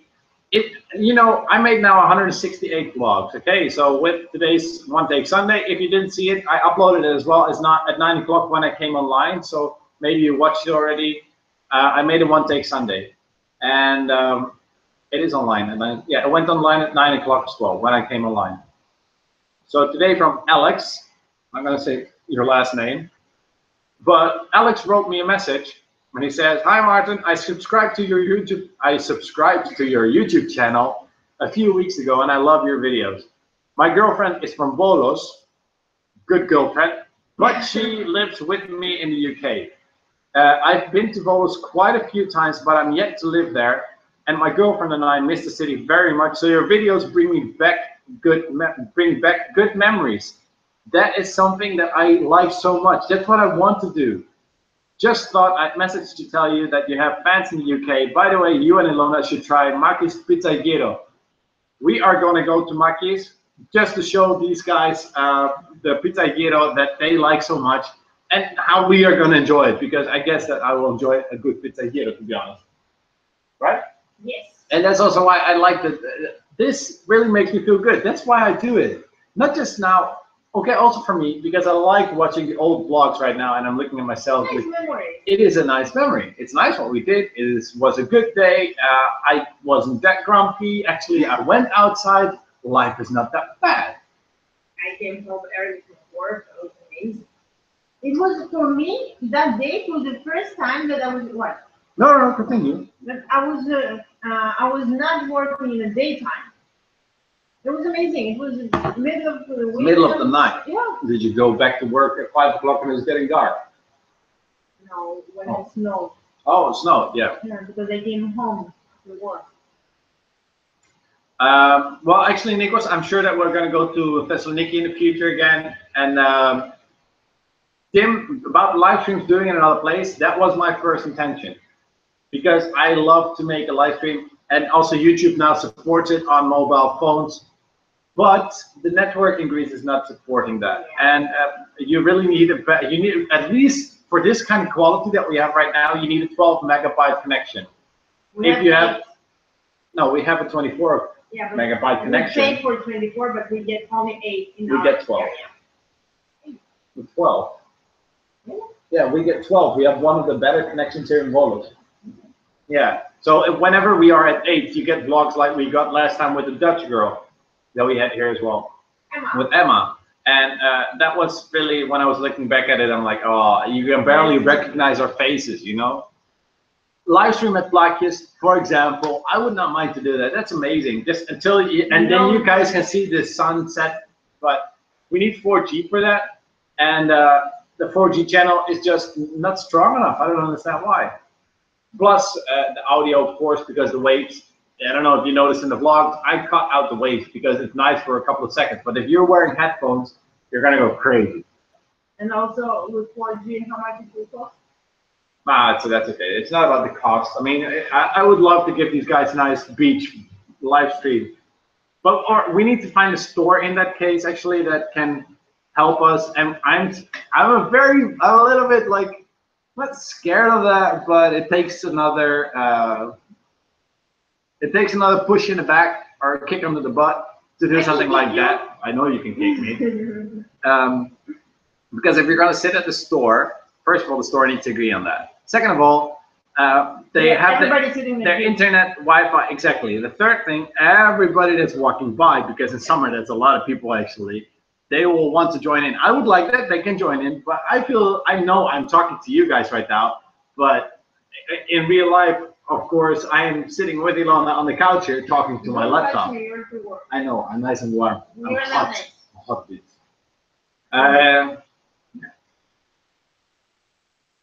That would be a good thing. Nikos writes, go outside the most central Sita shop in Volos because Sita is our internet provider and do a live stream there. Yeah, so every time when the connection actually drops, I can blame them immediately. That would be a good thing. I don't even think we have the Sita shop in here. Yeah, you do. We have Cosmote, not there. Also today. Where?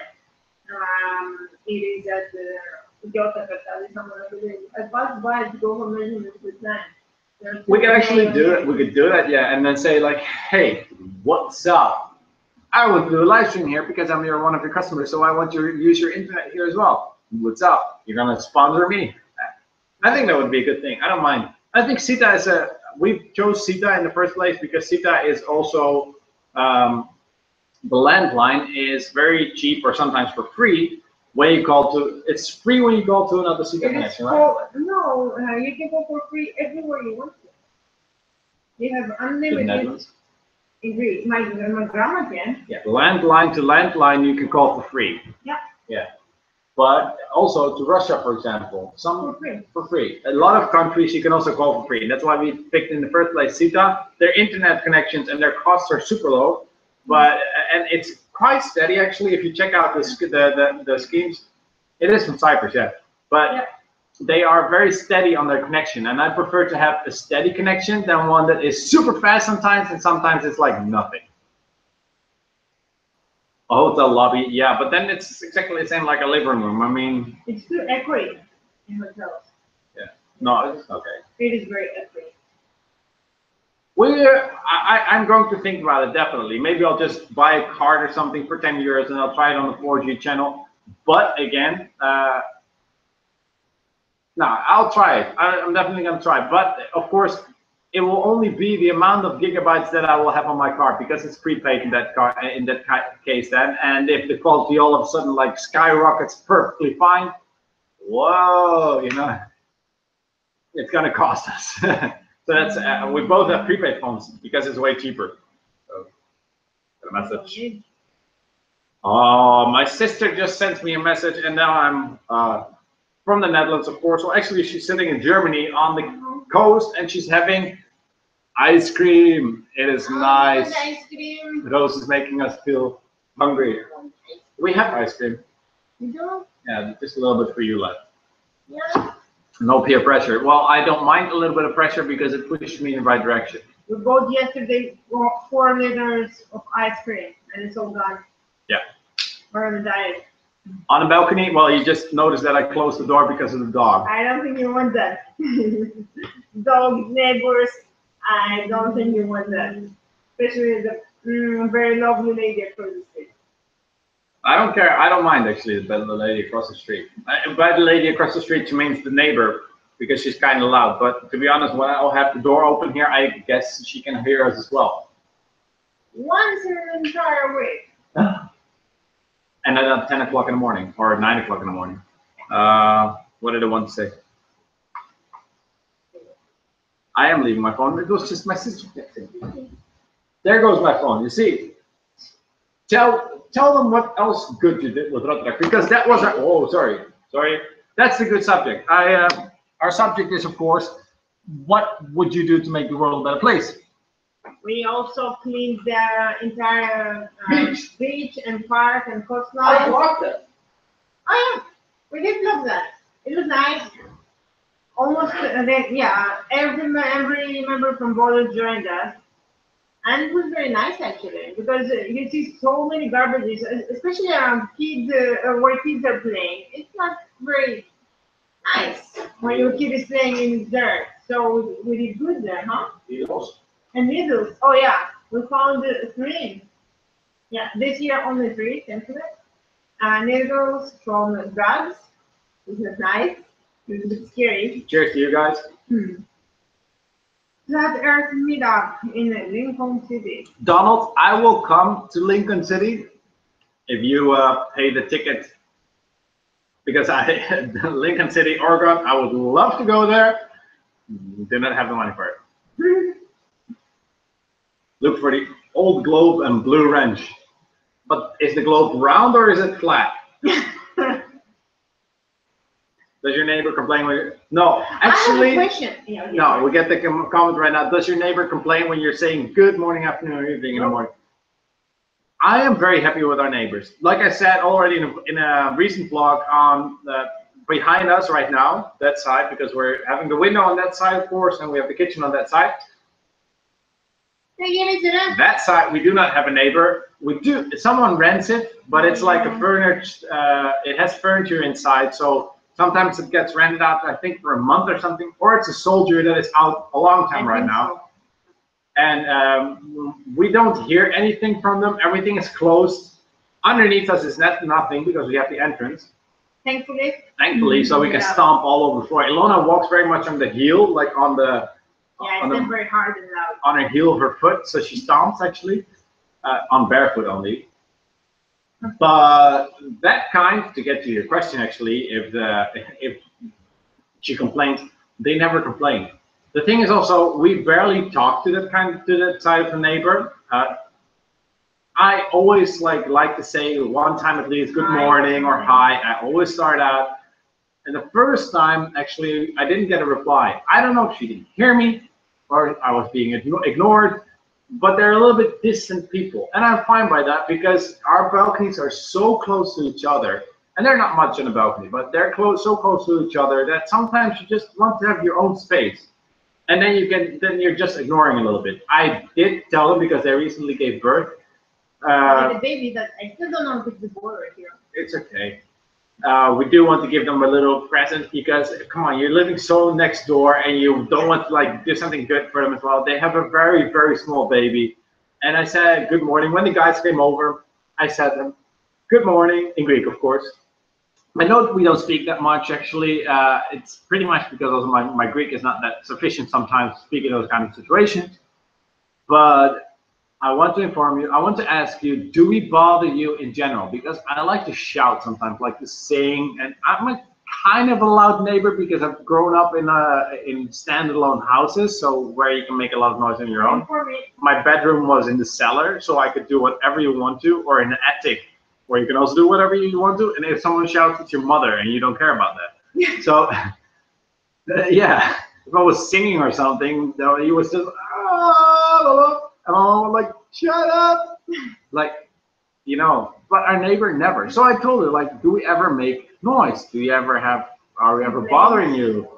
I'm like, no, not at all, not at all. We don't mind. We don't have anything. I say, if you have any problems, because I'm gonna have Dutch friends coming over, please tell me if we're bothering you, because I now here also find out that you have a little newborn baby, and she was immediately like, oh no, your newborn baby, our baby is not, it's not bothering you, is it? I'm like, no, not at all. I mean, I can turn down the volume from my stereo, but you cannot turn down the audio from your baby. So no, not at all. I don't mind. I would love to. We would love to have kids, you know. So don't look at me like that, because Lona's a little bit afraid sometimes of having the big belly. She would love to have a girl, but yeah. And that's what I mean. Like our neighbors, no, I cannot wish for any better neighbors, because they don't bother us. If they're fighting or have something else or whatever, I don't care. It is interesting sometimes. We're a little bit curious, you know. I'm sure that my entire neighborhood pretty much knows right now that I walk with a camera in front of my nose, because I do this like one take Sunday today as well, and I walk out and I start speaking in the middle of the street like that loud, and I talk loud. I talk loud. Also, right now I see like the equalizer that goes for the audio from the microphone. It bumps up for like to the 4th and the 5th ball. It's almost to the end, or the 6th. For me, and when Ilona talks, it's like 2, 3 balls, you know that. For me, I am a person who really speaks very quiet. Even when I'm angry, I don't scream. I always keep it very low. And right now, what I'm doing is I'm really trying. I'm putting a very big effort in this to speak that loud.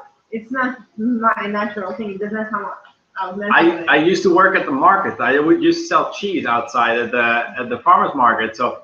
And then, okay, we were not the kind of market that would shout, but I was always someone that was talking so loud that my colleagues were like, yeah, they hear you. I'm like, yeah, but it's an old person that is standing in front of me that cannot hear me, you know? Old people would always come to me because I would speak clearly. I also don't speak with an accent in Dutch, for example. I do not speak like a farmer in the Netherlands with that kind of accent. I do not speak like an Amsterdam person. I do not have a Rotterdam or The Hague. No, because I'm born in Amsterdam. I used to live in The Hague. I'm raised by my parents who are from like an area where they talk like that all the time. And then I grew up with my friends who are all like with a farmer's accent. So that way it mixed so much that I have a very ABN. It's a basic Dutch language thing going on when I speak Dutch in general. Dutch people might say sometimes they can hear something else, but was your speech already written or made it up, or did you read it? Next year there will be a baby in the vlog. I hope so. Amsterdam or Den Haag. I was born in Amsterdam, and I lived for 2 years on my own in The Hague, and I loved the accent so much. And my, at that time, girlfriend, she always used to live in Zoetermeer, and she also loved the accent so much that I started to like, at that moment, it was really for me like I used to live in The Hague. To live in The Hague or Amsterdam, and never in Amsterdam, thank you, but no. In the outskirts, maybe Amstelveen, Aalsmeer, where I was born and raised in that area, or raised, because I'm from Kudelstaart, and that's where I was raised, Aalsmeer, Amstelveen. My grandma still lives in Aalsmeer, actually. I would not mind to live there, but if I would pick one of those 2 cities, I will never live in the adult version of Six Flags or Disneyland or whatever. That's Amsterdam for me. Yeah, I agree on that. Wow, that's so weird. Well, then my last name would make a lot of sense.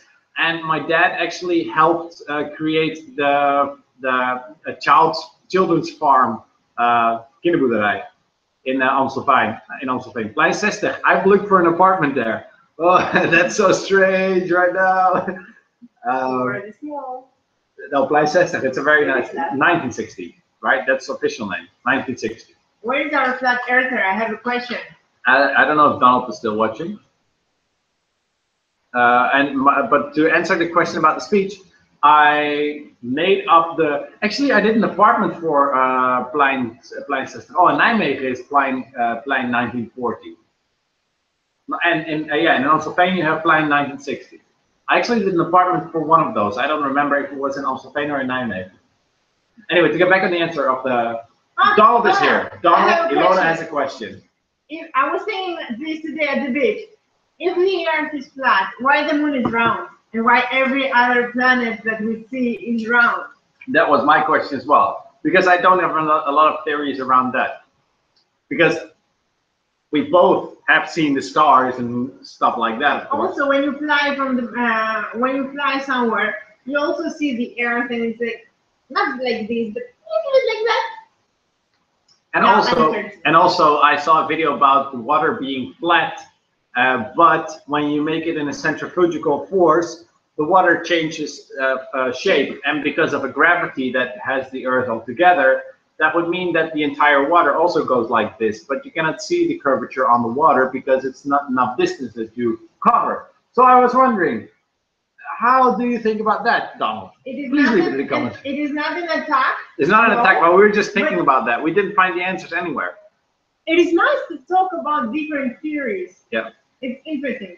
To get back on the speech, because the speech that I made, it was very short, but it was sufficient. I am a person that is like, niet lullen maar poetsen.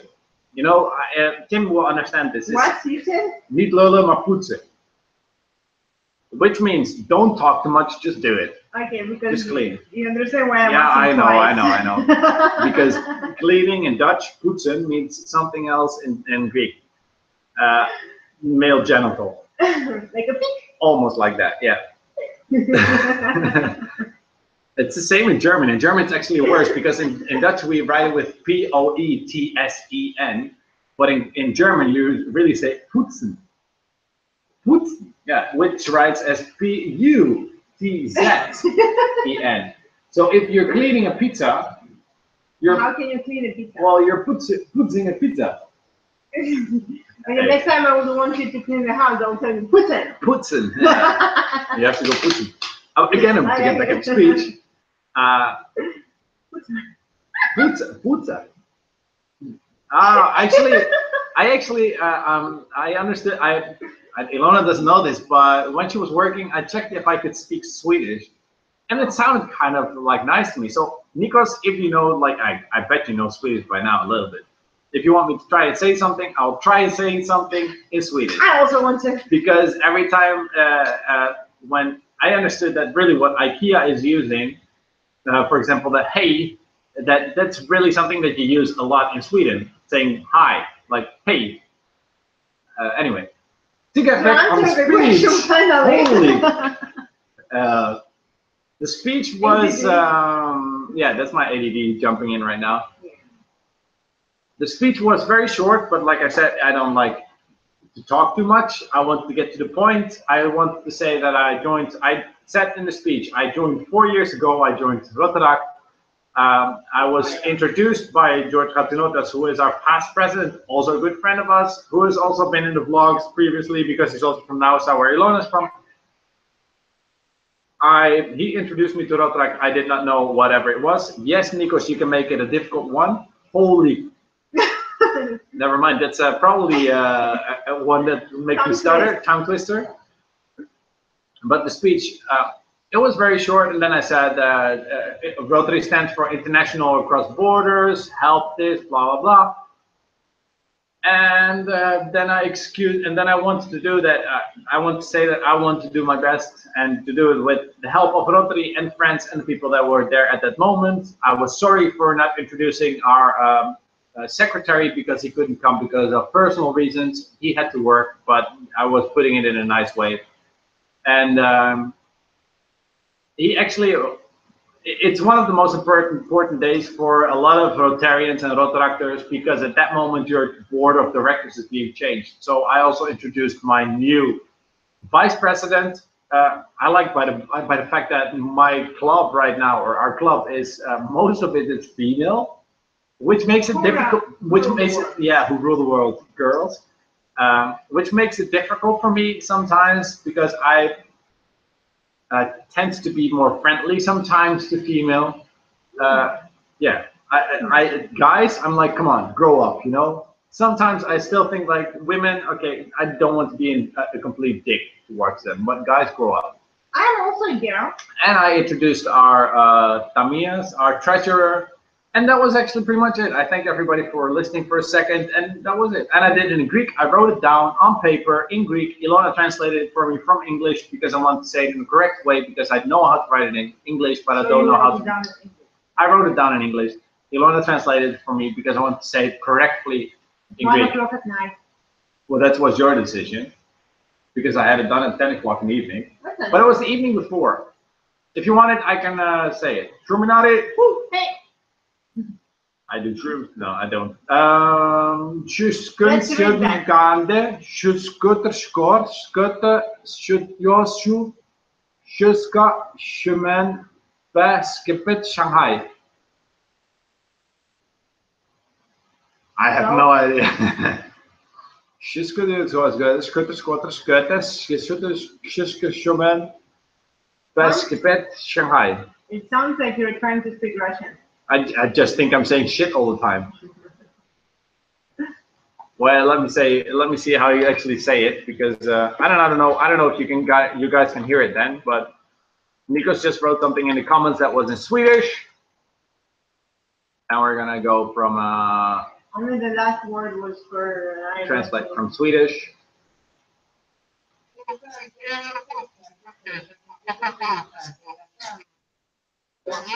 Sure. Whoa, that's that. So you don't say sure, you say sure. Shanghai.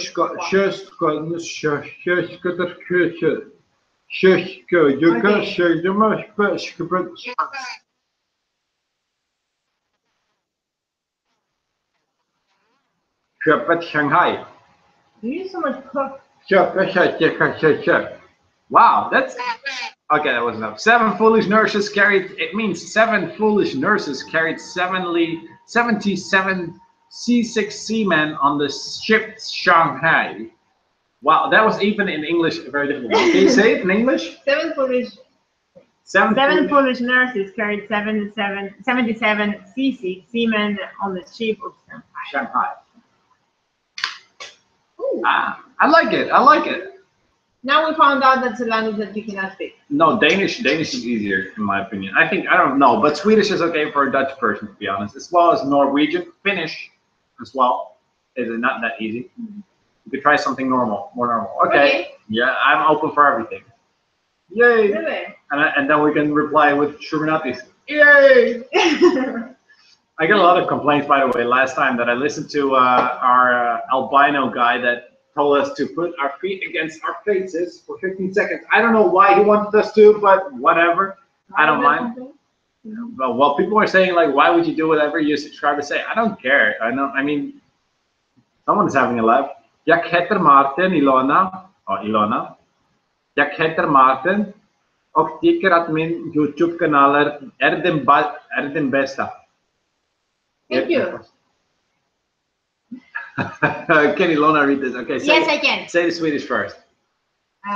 Jag heter Maarten, Ilona och tycker att min YouTube-kanal är den bästa.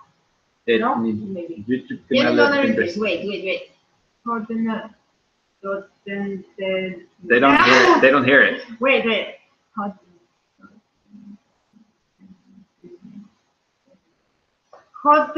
Really? Who was perfect? Yeah, who's perfect? Who's perfect?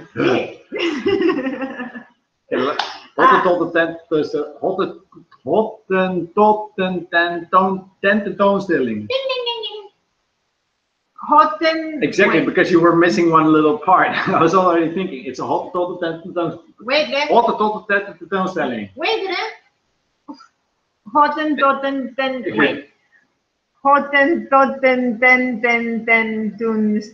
Yeah, hold the top. I have to. I do that when I have to write also bank accounts or something. I have to count. No, I was better, right? I always count the zeros, like 1, 2, 3. Okay, that's correct.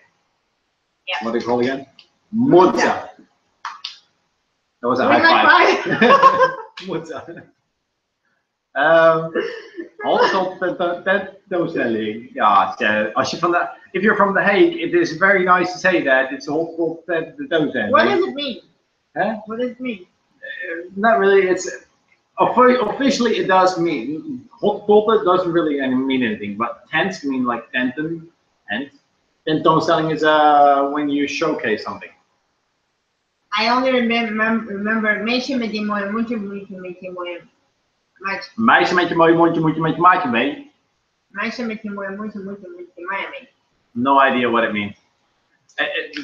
Was it difficult to understand what moeten? No, because like I said from the beginning, I had a friend who taught me very bad stuff, so I pretty much knew moeten from the beginning. Don't do that. I don't see. I'm Dutch. It's different for me. It's for me also. It is not like sticking up the middle finger or something.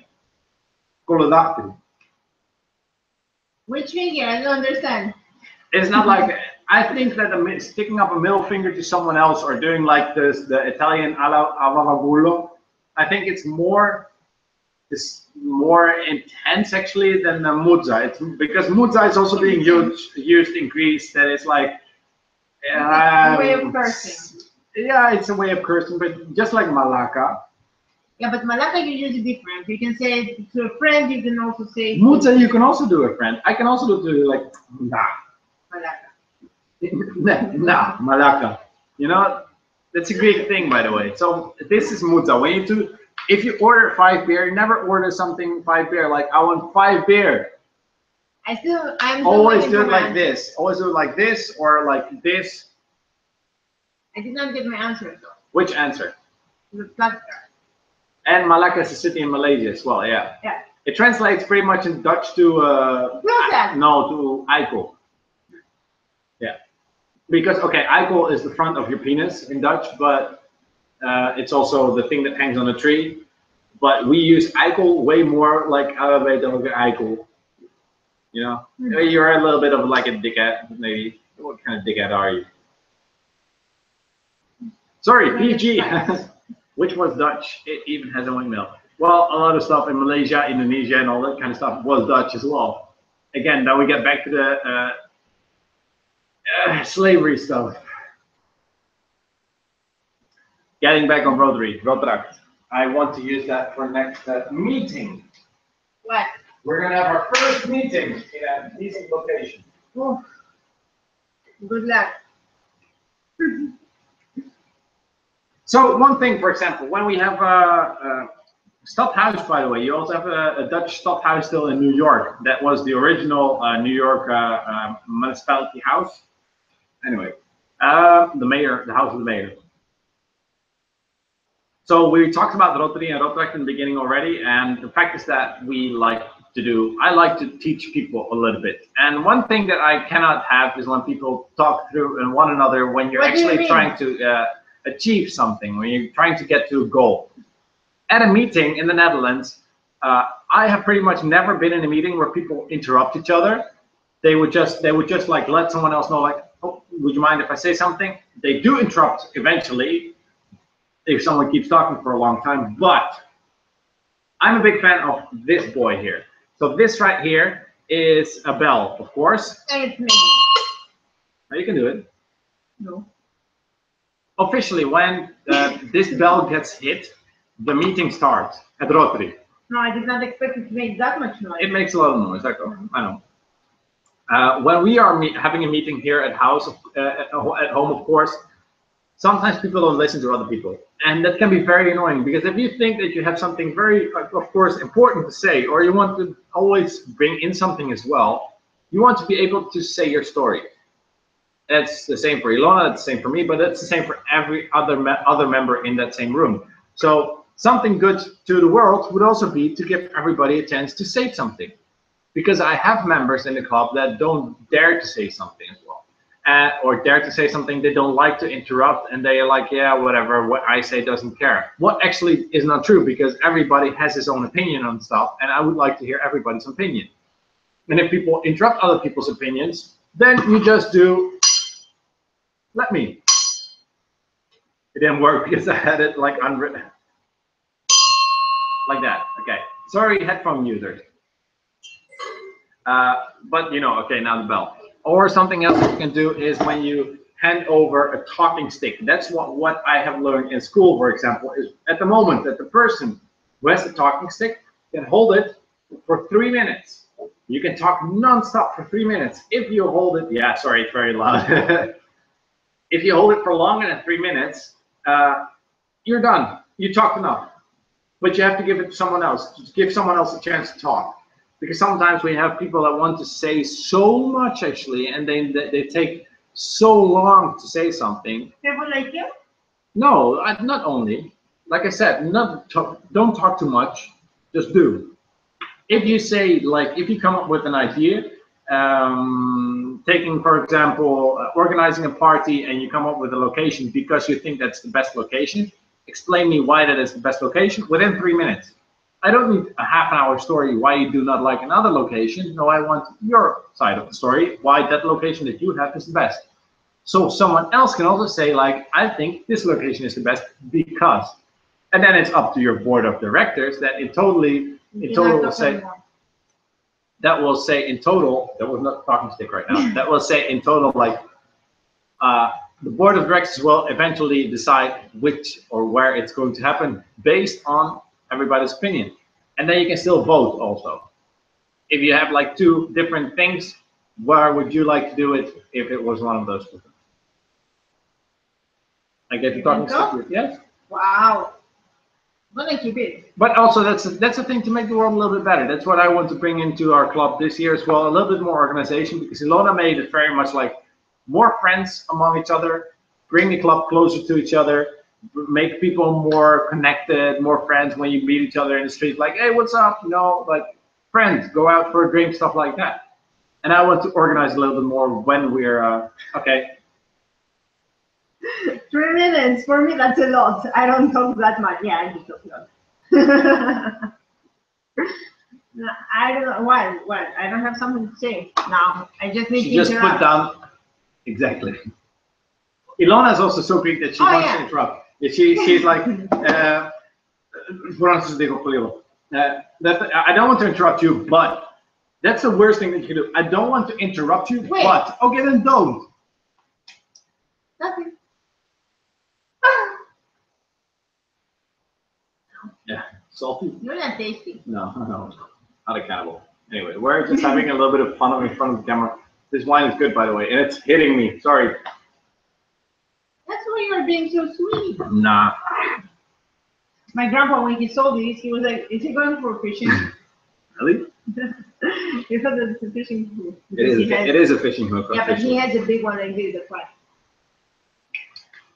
So yeah, that's Rotary, UNICEF, helping the world, making it a better place. And I actually want to, if you guys see what, okay, let me ask Nikos and Tim, because I know you're the only ones watching right now. Other people may have been like drifted off.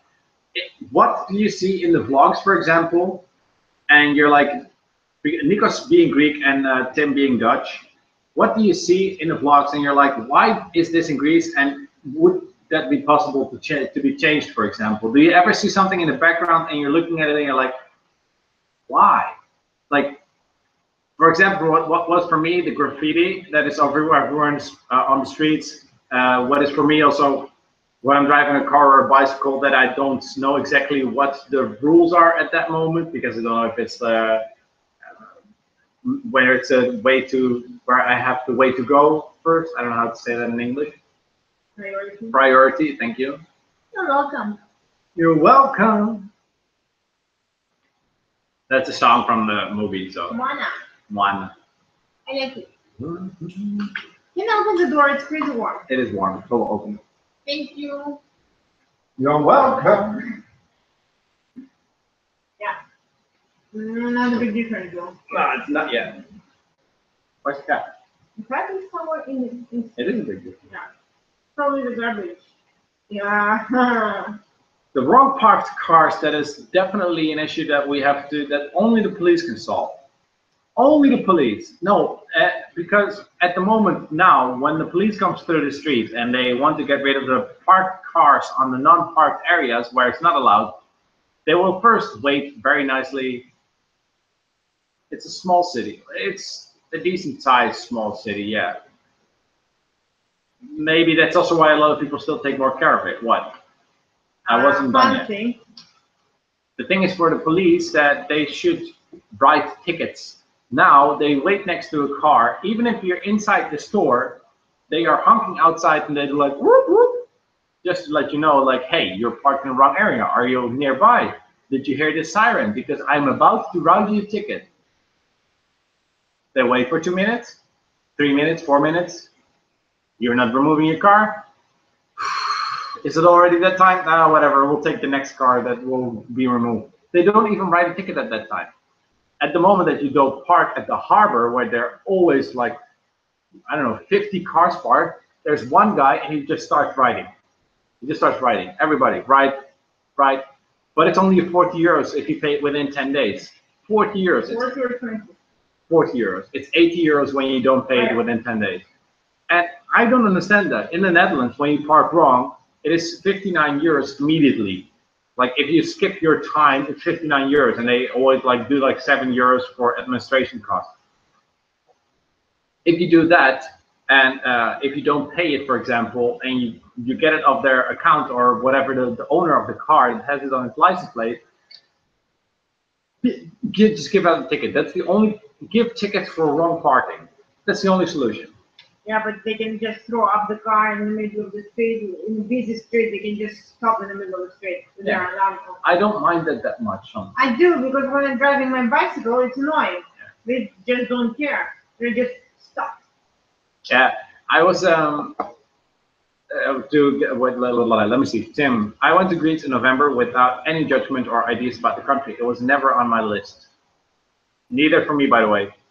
But Athens seemed a little shady, dark. Graffiti, old buildings, empty, but it actually feels nice here. Nobody wears a helmet. That's crazy. That's their own risk as well, because they're not insured. It is just like in the Netherlands where you need to wear a helmet, but nobody does it. Nobody really checks it. It's not being checked on. It's not to ruin your hair. Why not do it then? I do wear it. It's just for my own safety. And Ilona's as well. That's why I made Ilona. I made Ilona wear a helmet, not just only for insurance, but also because it is way more safe. Because even though I drive safe, that doesn't mean that the rest of the world drives safe. Yep. So about the fact that Athens seems a little shady, dark, and graffiti, it is a different style of Athens as well.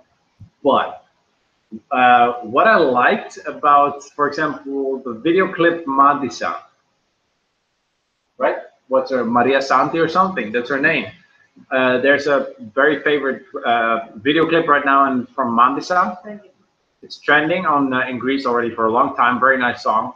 And the video clip is being recorded also in one take. And it's in some suburb not too far from the center. And it's actually a very like a live piece of Athens where it is recorded. And then there was a guy that is called, that also has a YouTube channel, and he's called Greek in the City. And that guy is very like high. No, that's a famous actor. Greek in the City. No, that's not a famous actor. He's got like 20,000. The one that made the parody version? No, completely something else. This other YouTuber, he did a review on her song. Very nice, of course. It's okay to do that. The only thing was that he was like amazed because he lives in America. He lives in New York, and he says, what alleyway is this made? What ghetto area is this? Is this like the ghetto? Oh my God, it is so, look at the garbage, even in the video clip, they have the garbage cans in the back and a garbage truck that is collecting it. Yeah. And I'm like, yeah, but that's Greece, dude. Yeah. You left Greece and you have a completely different sense. And that's also why I do this vlog for people that, for example, Nikos, who lives in Sweden, and does get here like often, but there are Americans that say they are Greek. And they're so proud that they're Greek, but they didn't come here the last 20 years. They don't know how Greece looks like right now. They know it from stories, but that's also why I liked my. Huh? Or they've never been there. Or yeah, Greeks that never have been here, but they've got raised in like America in their Greek society.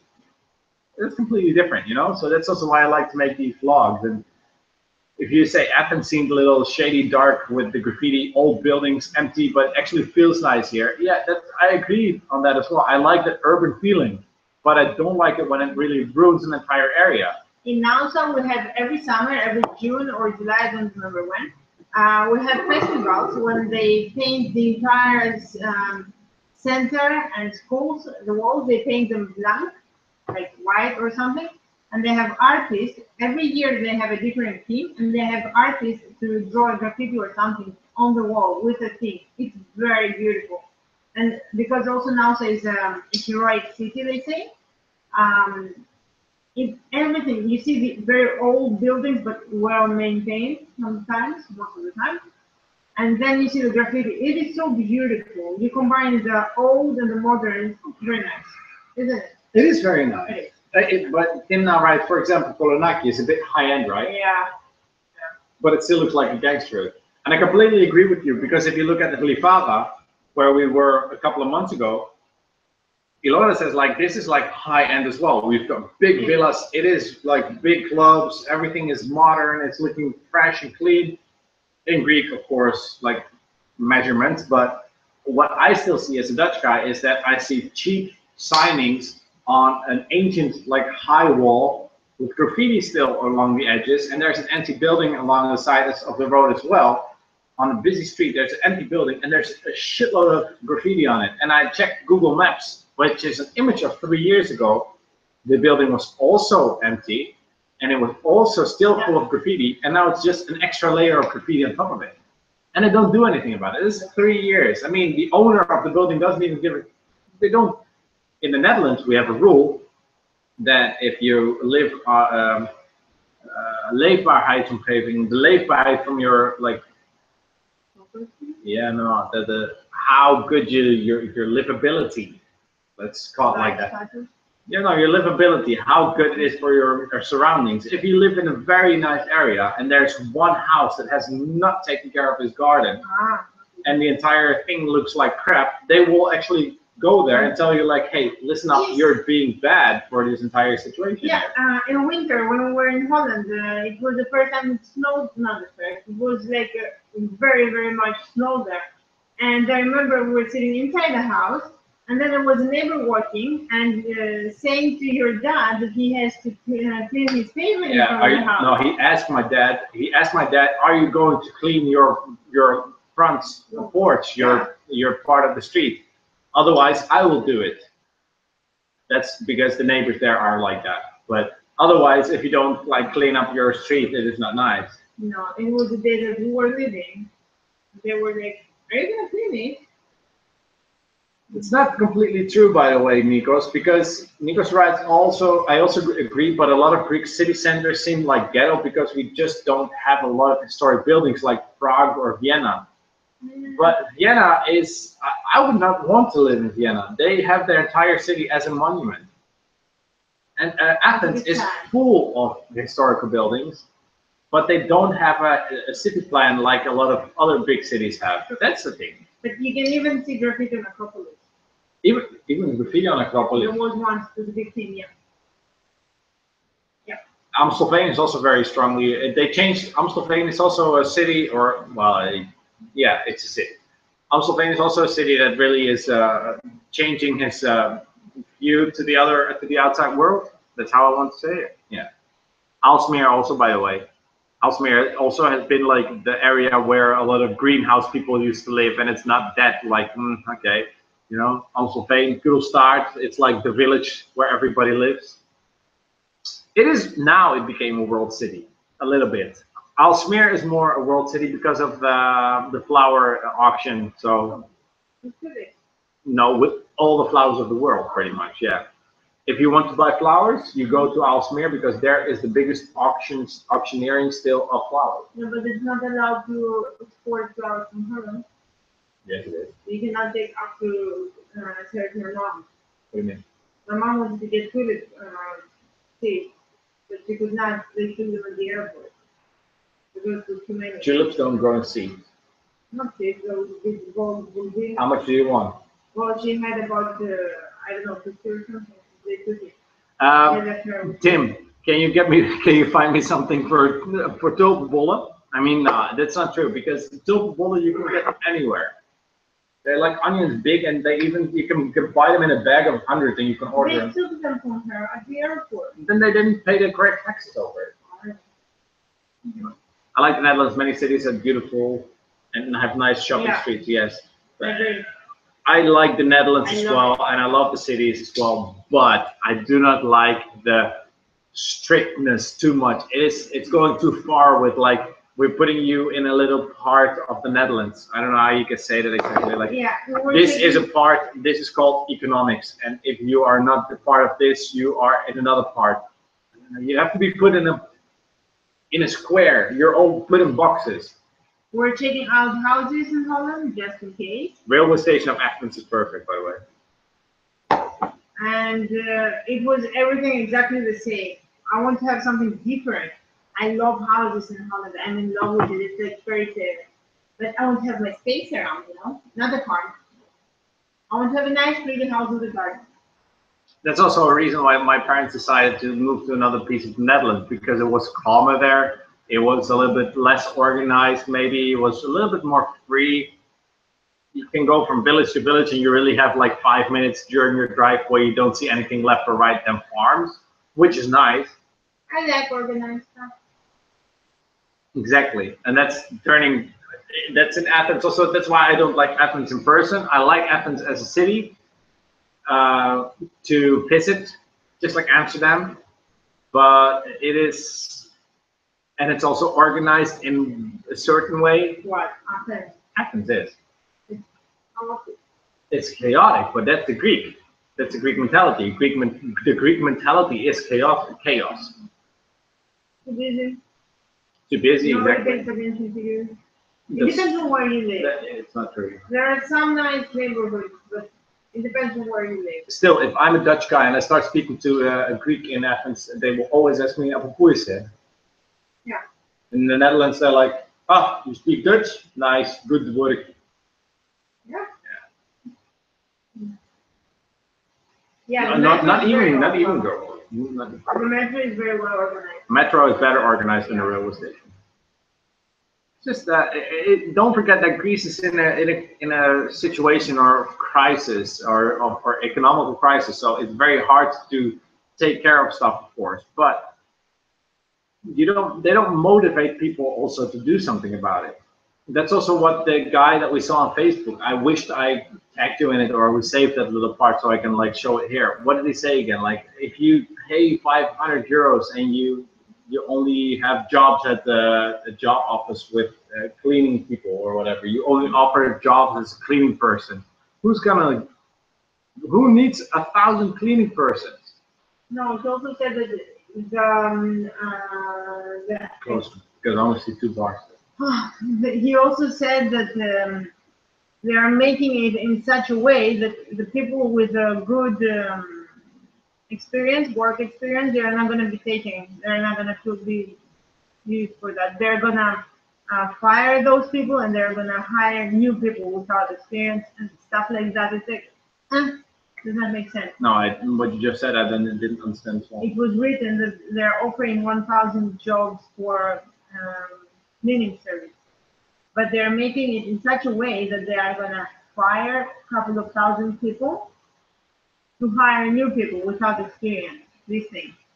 And the ones that are going to be hired, they have to have special, they have to fulfill at least, fill it up, whatever, yeah. Have I ever told, No. No. Have I ever told you my dream when I came here the first time in Greece? But I do like it that in Athens, the neighborhoods have their own shops. I like in general that there are a lot of little shops in Athens, that people still are very much trying to make the best out of it. But if you have a butcher on every corner, all the butchers don't make this, I don't know how to say it, whatever. But even Greek people who live in North Europe and visit Greece in the summer, they behave like complete jerks and litter in the streets, and they don't dare to do that in the North European countries because they're not being punished for it. Yeah. If I drive 160 on the highway on the Greek highway, while it writes 130 or 120, there's not a police officer that stopped me. Only if they stand like all the way at the end, and I see them standing on a parking lot and out of range of the laser, you know, those things that they measure your speed with. Out of range, I already slow down again to 130 like this. Maybe they stop me to check my papers, nothing else. I mean, it happened to me. You did not come for this reason, Timothy. No, yeah, about the dream. I want to do 2 dreams, but I had 2 dreams. I have many dreams, of course. I always thought that I would meet a Greek girl, but not exactly Greek somehow. I always dreamt of having like a Greek girlfriend or a Greek wife or something. But not exactly also because I was like, yeah, but Greek girls can be very annoying sometimes. Dura, you killed a toy for us. Yeah, Dura comes dragging in his toy. Good boy. Yes, Mom. Yes, good boy. We have to. So, okay, one part I got, and it's true also because Ilona is not 100% Greek. She is in one way, but she does not have the negatives, for example, that I see in a lot of Greek girls that are like, oh, please, more. Like, they only want to cook and stand behind the furnace. That's what Ilona doesn't have. I like to cook, but not always. My second thing was to live. My second dream was, of course, to live in Greece, and that would be without. Okay, Ilona helped me really like fulfill that dream because without Ilona, I would not have come to Greece. It was a 50-50 thing. Like 50% wanted to make me to go to Greece and start my dream, follow my dream, and the other 50% was to stay in the Netherlands and try to make it there. Ilona was like the other 80% that pursued me again to go to, yeah, 80% I say because you gave me that much power to pursue me to come to Greece. So then I had 70% that want me to come to Greece. I'm calculating in a weird way, but it makes sense in here, and that makes sense. Whatever. Yeah. No, my dream was to come here to Greece, to start working, to find a nice spot to rent, to start up a company that I started working together with Ilona, for example, who has knowledge about furniture, about kitchens, how they are being built here, and I have knowledge about floors, about colors, and about 3D drawing, for example. If we then meet an architect that also has a little bit of influence on brokers here in the area, we 3 people could work together and rent one little space, sit together there, and then you have Stacks, the company that I already run, but it doesn't go like I would like to already. They have 3 people, which if a customer steps into that office, they have an architect, an interior designer, and someone that knows about furniture, and the architect also might know something about brokerage. If you work together with the broker in that case, you have an entire thing. You can buy a house, you can adjust your house, you can build a house, you have everything in one place. And I wanted to combine that actually to eventually get a big space where you have an electrician, a plumber, an architect, a person that lays floors, a specialist on wood, all kinds, like 10 people, for example, working in the store as selling behind the desk. And they work all together, of course, for one company, as Stacks being. And then you've got another workplace for another maybe 20 to 30 people that work all over Greece, that lay floors, that build houses with carpenters, with all that kind of stuff. And everything is being built in-house. So furniture also is being built in-house. If people want to buy on a budget, you make sure you can make it for that kind of budget. You even work together with IKEA, I don't care. But that was my dream to start in the beginning. I saw in my mind a big company, like a big old warehouse, for example, where you have 10 desks somewhere. In the beginning, you have a showroom. Then you have 10 desks where you can visit all the people together. On demand almost, yeah. You just walk in, you can get anything you want to. And then in the back, you've got a big workplace, actually, where you can see with a glass wall that they are building your furniture there. What's up with my chair? Well, as you can see in the back there right now, Dimitris is building your chair right now. That was my dream, you know? And that's something that I miss, for example, here. And you don't even have it in the Netherlands, but that's a dream that I still try to achieve. But that's something that will not work in Greek, like I said from the first. Ilona says it doesn't work, but a Greek has to go from place to place to place to place to ask. Because it's a friend, it's a friend, it's a friend of a friend. But yes. I also know that I also notice, for example, that there's still a lot of young people that don't work that way, that do use internet. Anyway, that was my dream. That was my dream. Now I shared it with you guys, and that's the reason that I came. Like, why follow my passion? He also came. And this is also my passion, of course. But is it you or the wine? I would never drink too much in a live stream. He also came thinking that he will find a house within a day to rent for 3 months. That's something that in the Netherlands it would be possible. You look on a website called Funda, and you see a shitload of houses, and then you make an appointment with a couple of brokers, and you go from broker to broker to broker to broker, and from those 4 houses you find something. I am still going for it, Tim. Don't get me wrong. And from the beginning, I also thought from these vlogs, like, hey, you know what? Why not meet more people? I need to go out more. So I told myself, go outside every day. And I wanted the vlogs to support me a little bit, to give me that little push on my shoulder, like, okay, you have to go out for the vlog at least. Oh, yeah. And that's what I'm still doing. So it's 168 days right now, and I'm still trying. I'm not giving up that easy, and that's stupid to keep on going, but you need to know your limit. So we did set a limit a little bit, right? Yeah, November. And if in November not much has changed, or for the vlogs, I mean, I keep doing the vlogs, don't get me wrong, of course, but if in November nothing has changed really, I really am going to push myself again to look for a job more than I actually do already. So yeah. And that's how you make the world a little, as long as you're having fun. Yeah, but fun doesn't pay the bills, does it? I'm having fun. I mean, I'm having fun. I'm having a lot of fun. But sometimes it would be a lot easier if you have that a little bit more, you know? I think everybody knows. It's okay. It's okay. I have her. We have the cat. We have, look behind us, by the way. These are pictures that my sisters send. And sometimes if you then look at some pictures, for example, like this, you're like, yeah, well, money isn't all about it, you know. This was last year with my birthday when I turned 29 at my parents' place. And then the only birthday request I had to do other videos besides vlogs. Yeah, but only if I have a better camera, because then I want to make something out for work, something professional next to it as well. But I'll keep you updated on that as well. This also, you don't need money for this. If you're not smiling like that, no, you just need some beer. Yeah, I mean, this was maybe you've seen it on social media, but we uploaded this. Ilona standing there with her phone and our tripod. I don't know, it's fun. From you the know? other side. Oh. No, it's mirrored. It's mirrored on the webcam. If you want to reach more, work an hour more, and I do. Sure. I don't mind to spend an extra hour to make the vlog, to edit a little bit better, or that kind of stuff.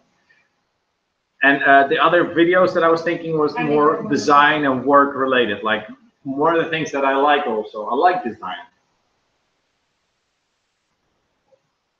Right? You like design, you just don't like make changes and apply to people that want the house. What?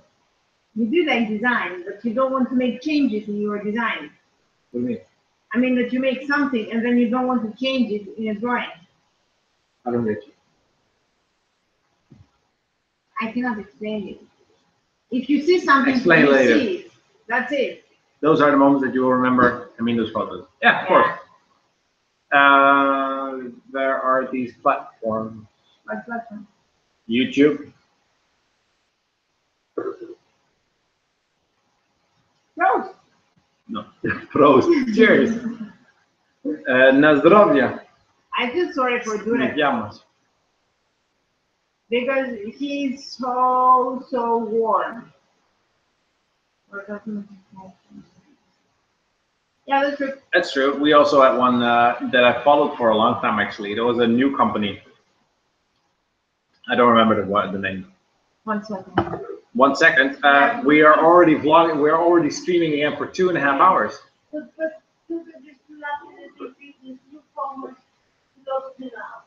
Lona's talking to the cat. Sorry.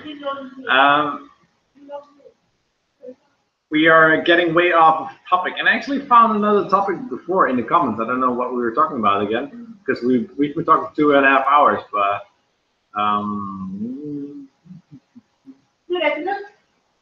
look, it's vlog, Durek.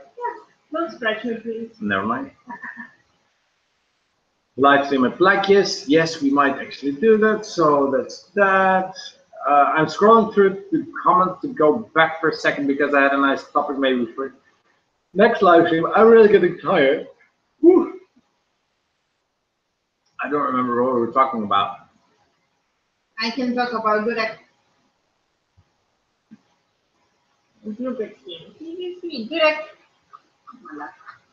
Tim, best session so far. Well, Tim, I just was about to say, like, thank you very much for staying really 2.5 hours, because both you and Nikos, you are here from the beginning of this live stream. I mean, you've been sitting here all the time. Bedtime. hate comments? Do you ever have to deal with hate comments? Luckily, not. Only one dislike on each video. There's someone that dislikes the videos, and I don't pay a lot of attention to that. There's always going to be haters. So that's it probably for today, because I'm really getting tired as well. It is right now 11:30 here in Greece. I don't know what's up with the time difference in Sweden. I know that it's an hour back in the Netherlands, 2 hours back in the UK. So in Sweden, then it should also prove Stockholm maybe 1 hour or 2 hours back. I don't know. 2 hours back you are.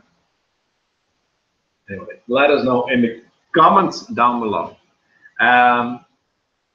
We will definitely enjoy your week. Ilona's going to get back to work this week. It is going to be a cooler week, but we're probably going to meet some French guys as well.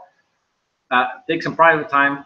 Our private time is your time as well. I'm gonna get some bedtime. Stockholm is 1 hour back, yeah, so it's like the Netherlands. I thank you all for watching, of course, and for everybody who's watching this, not live, but later back again. Thank you for watching very much.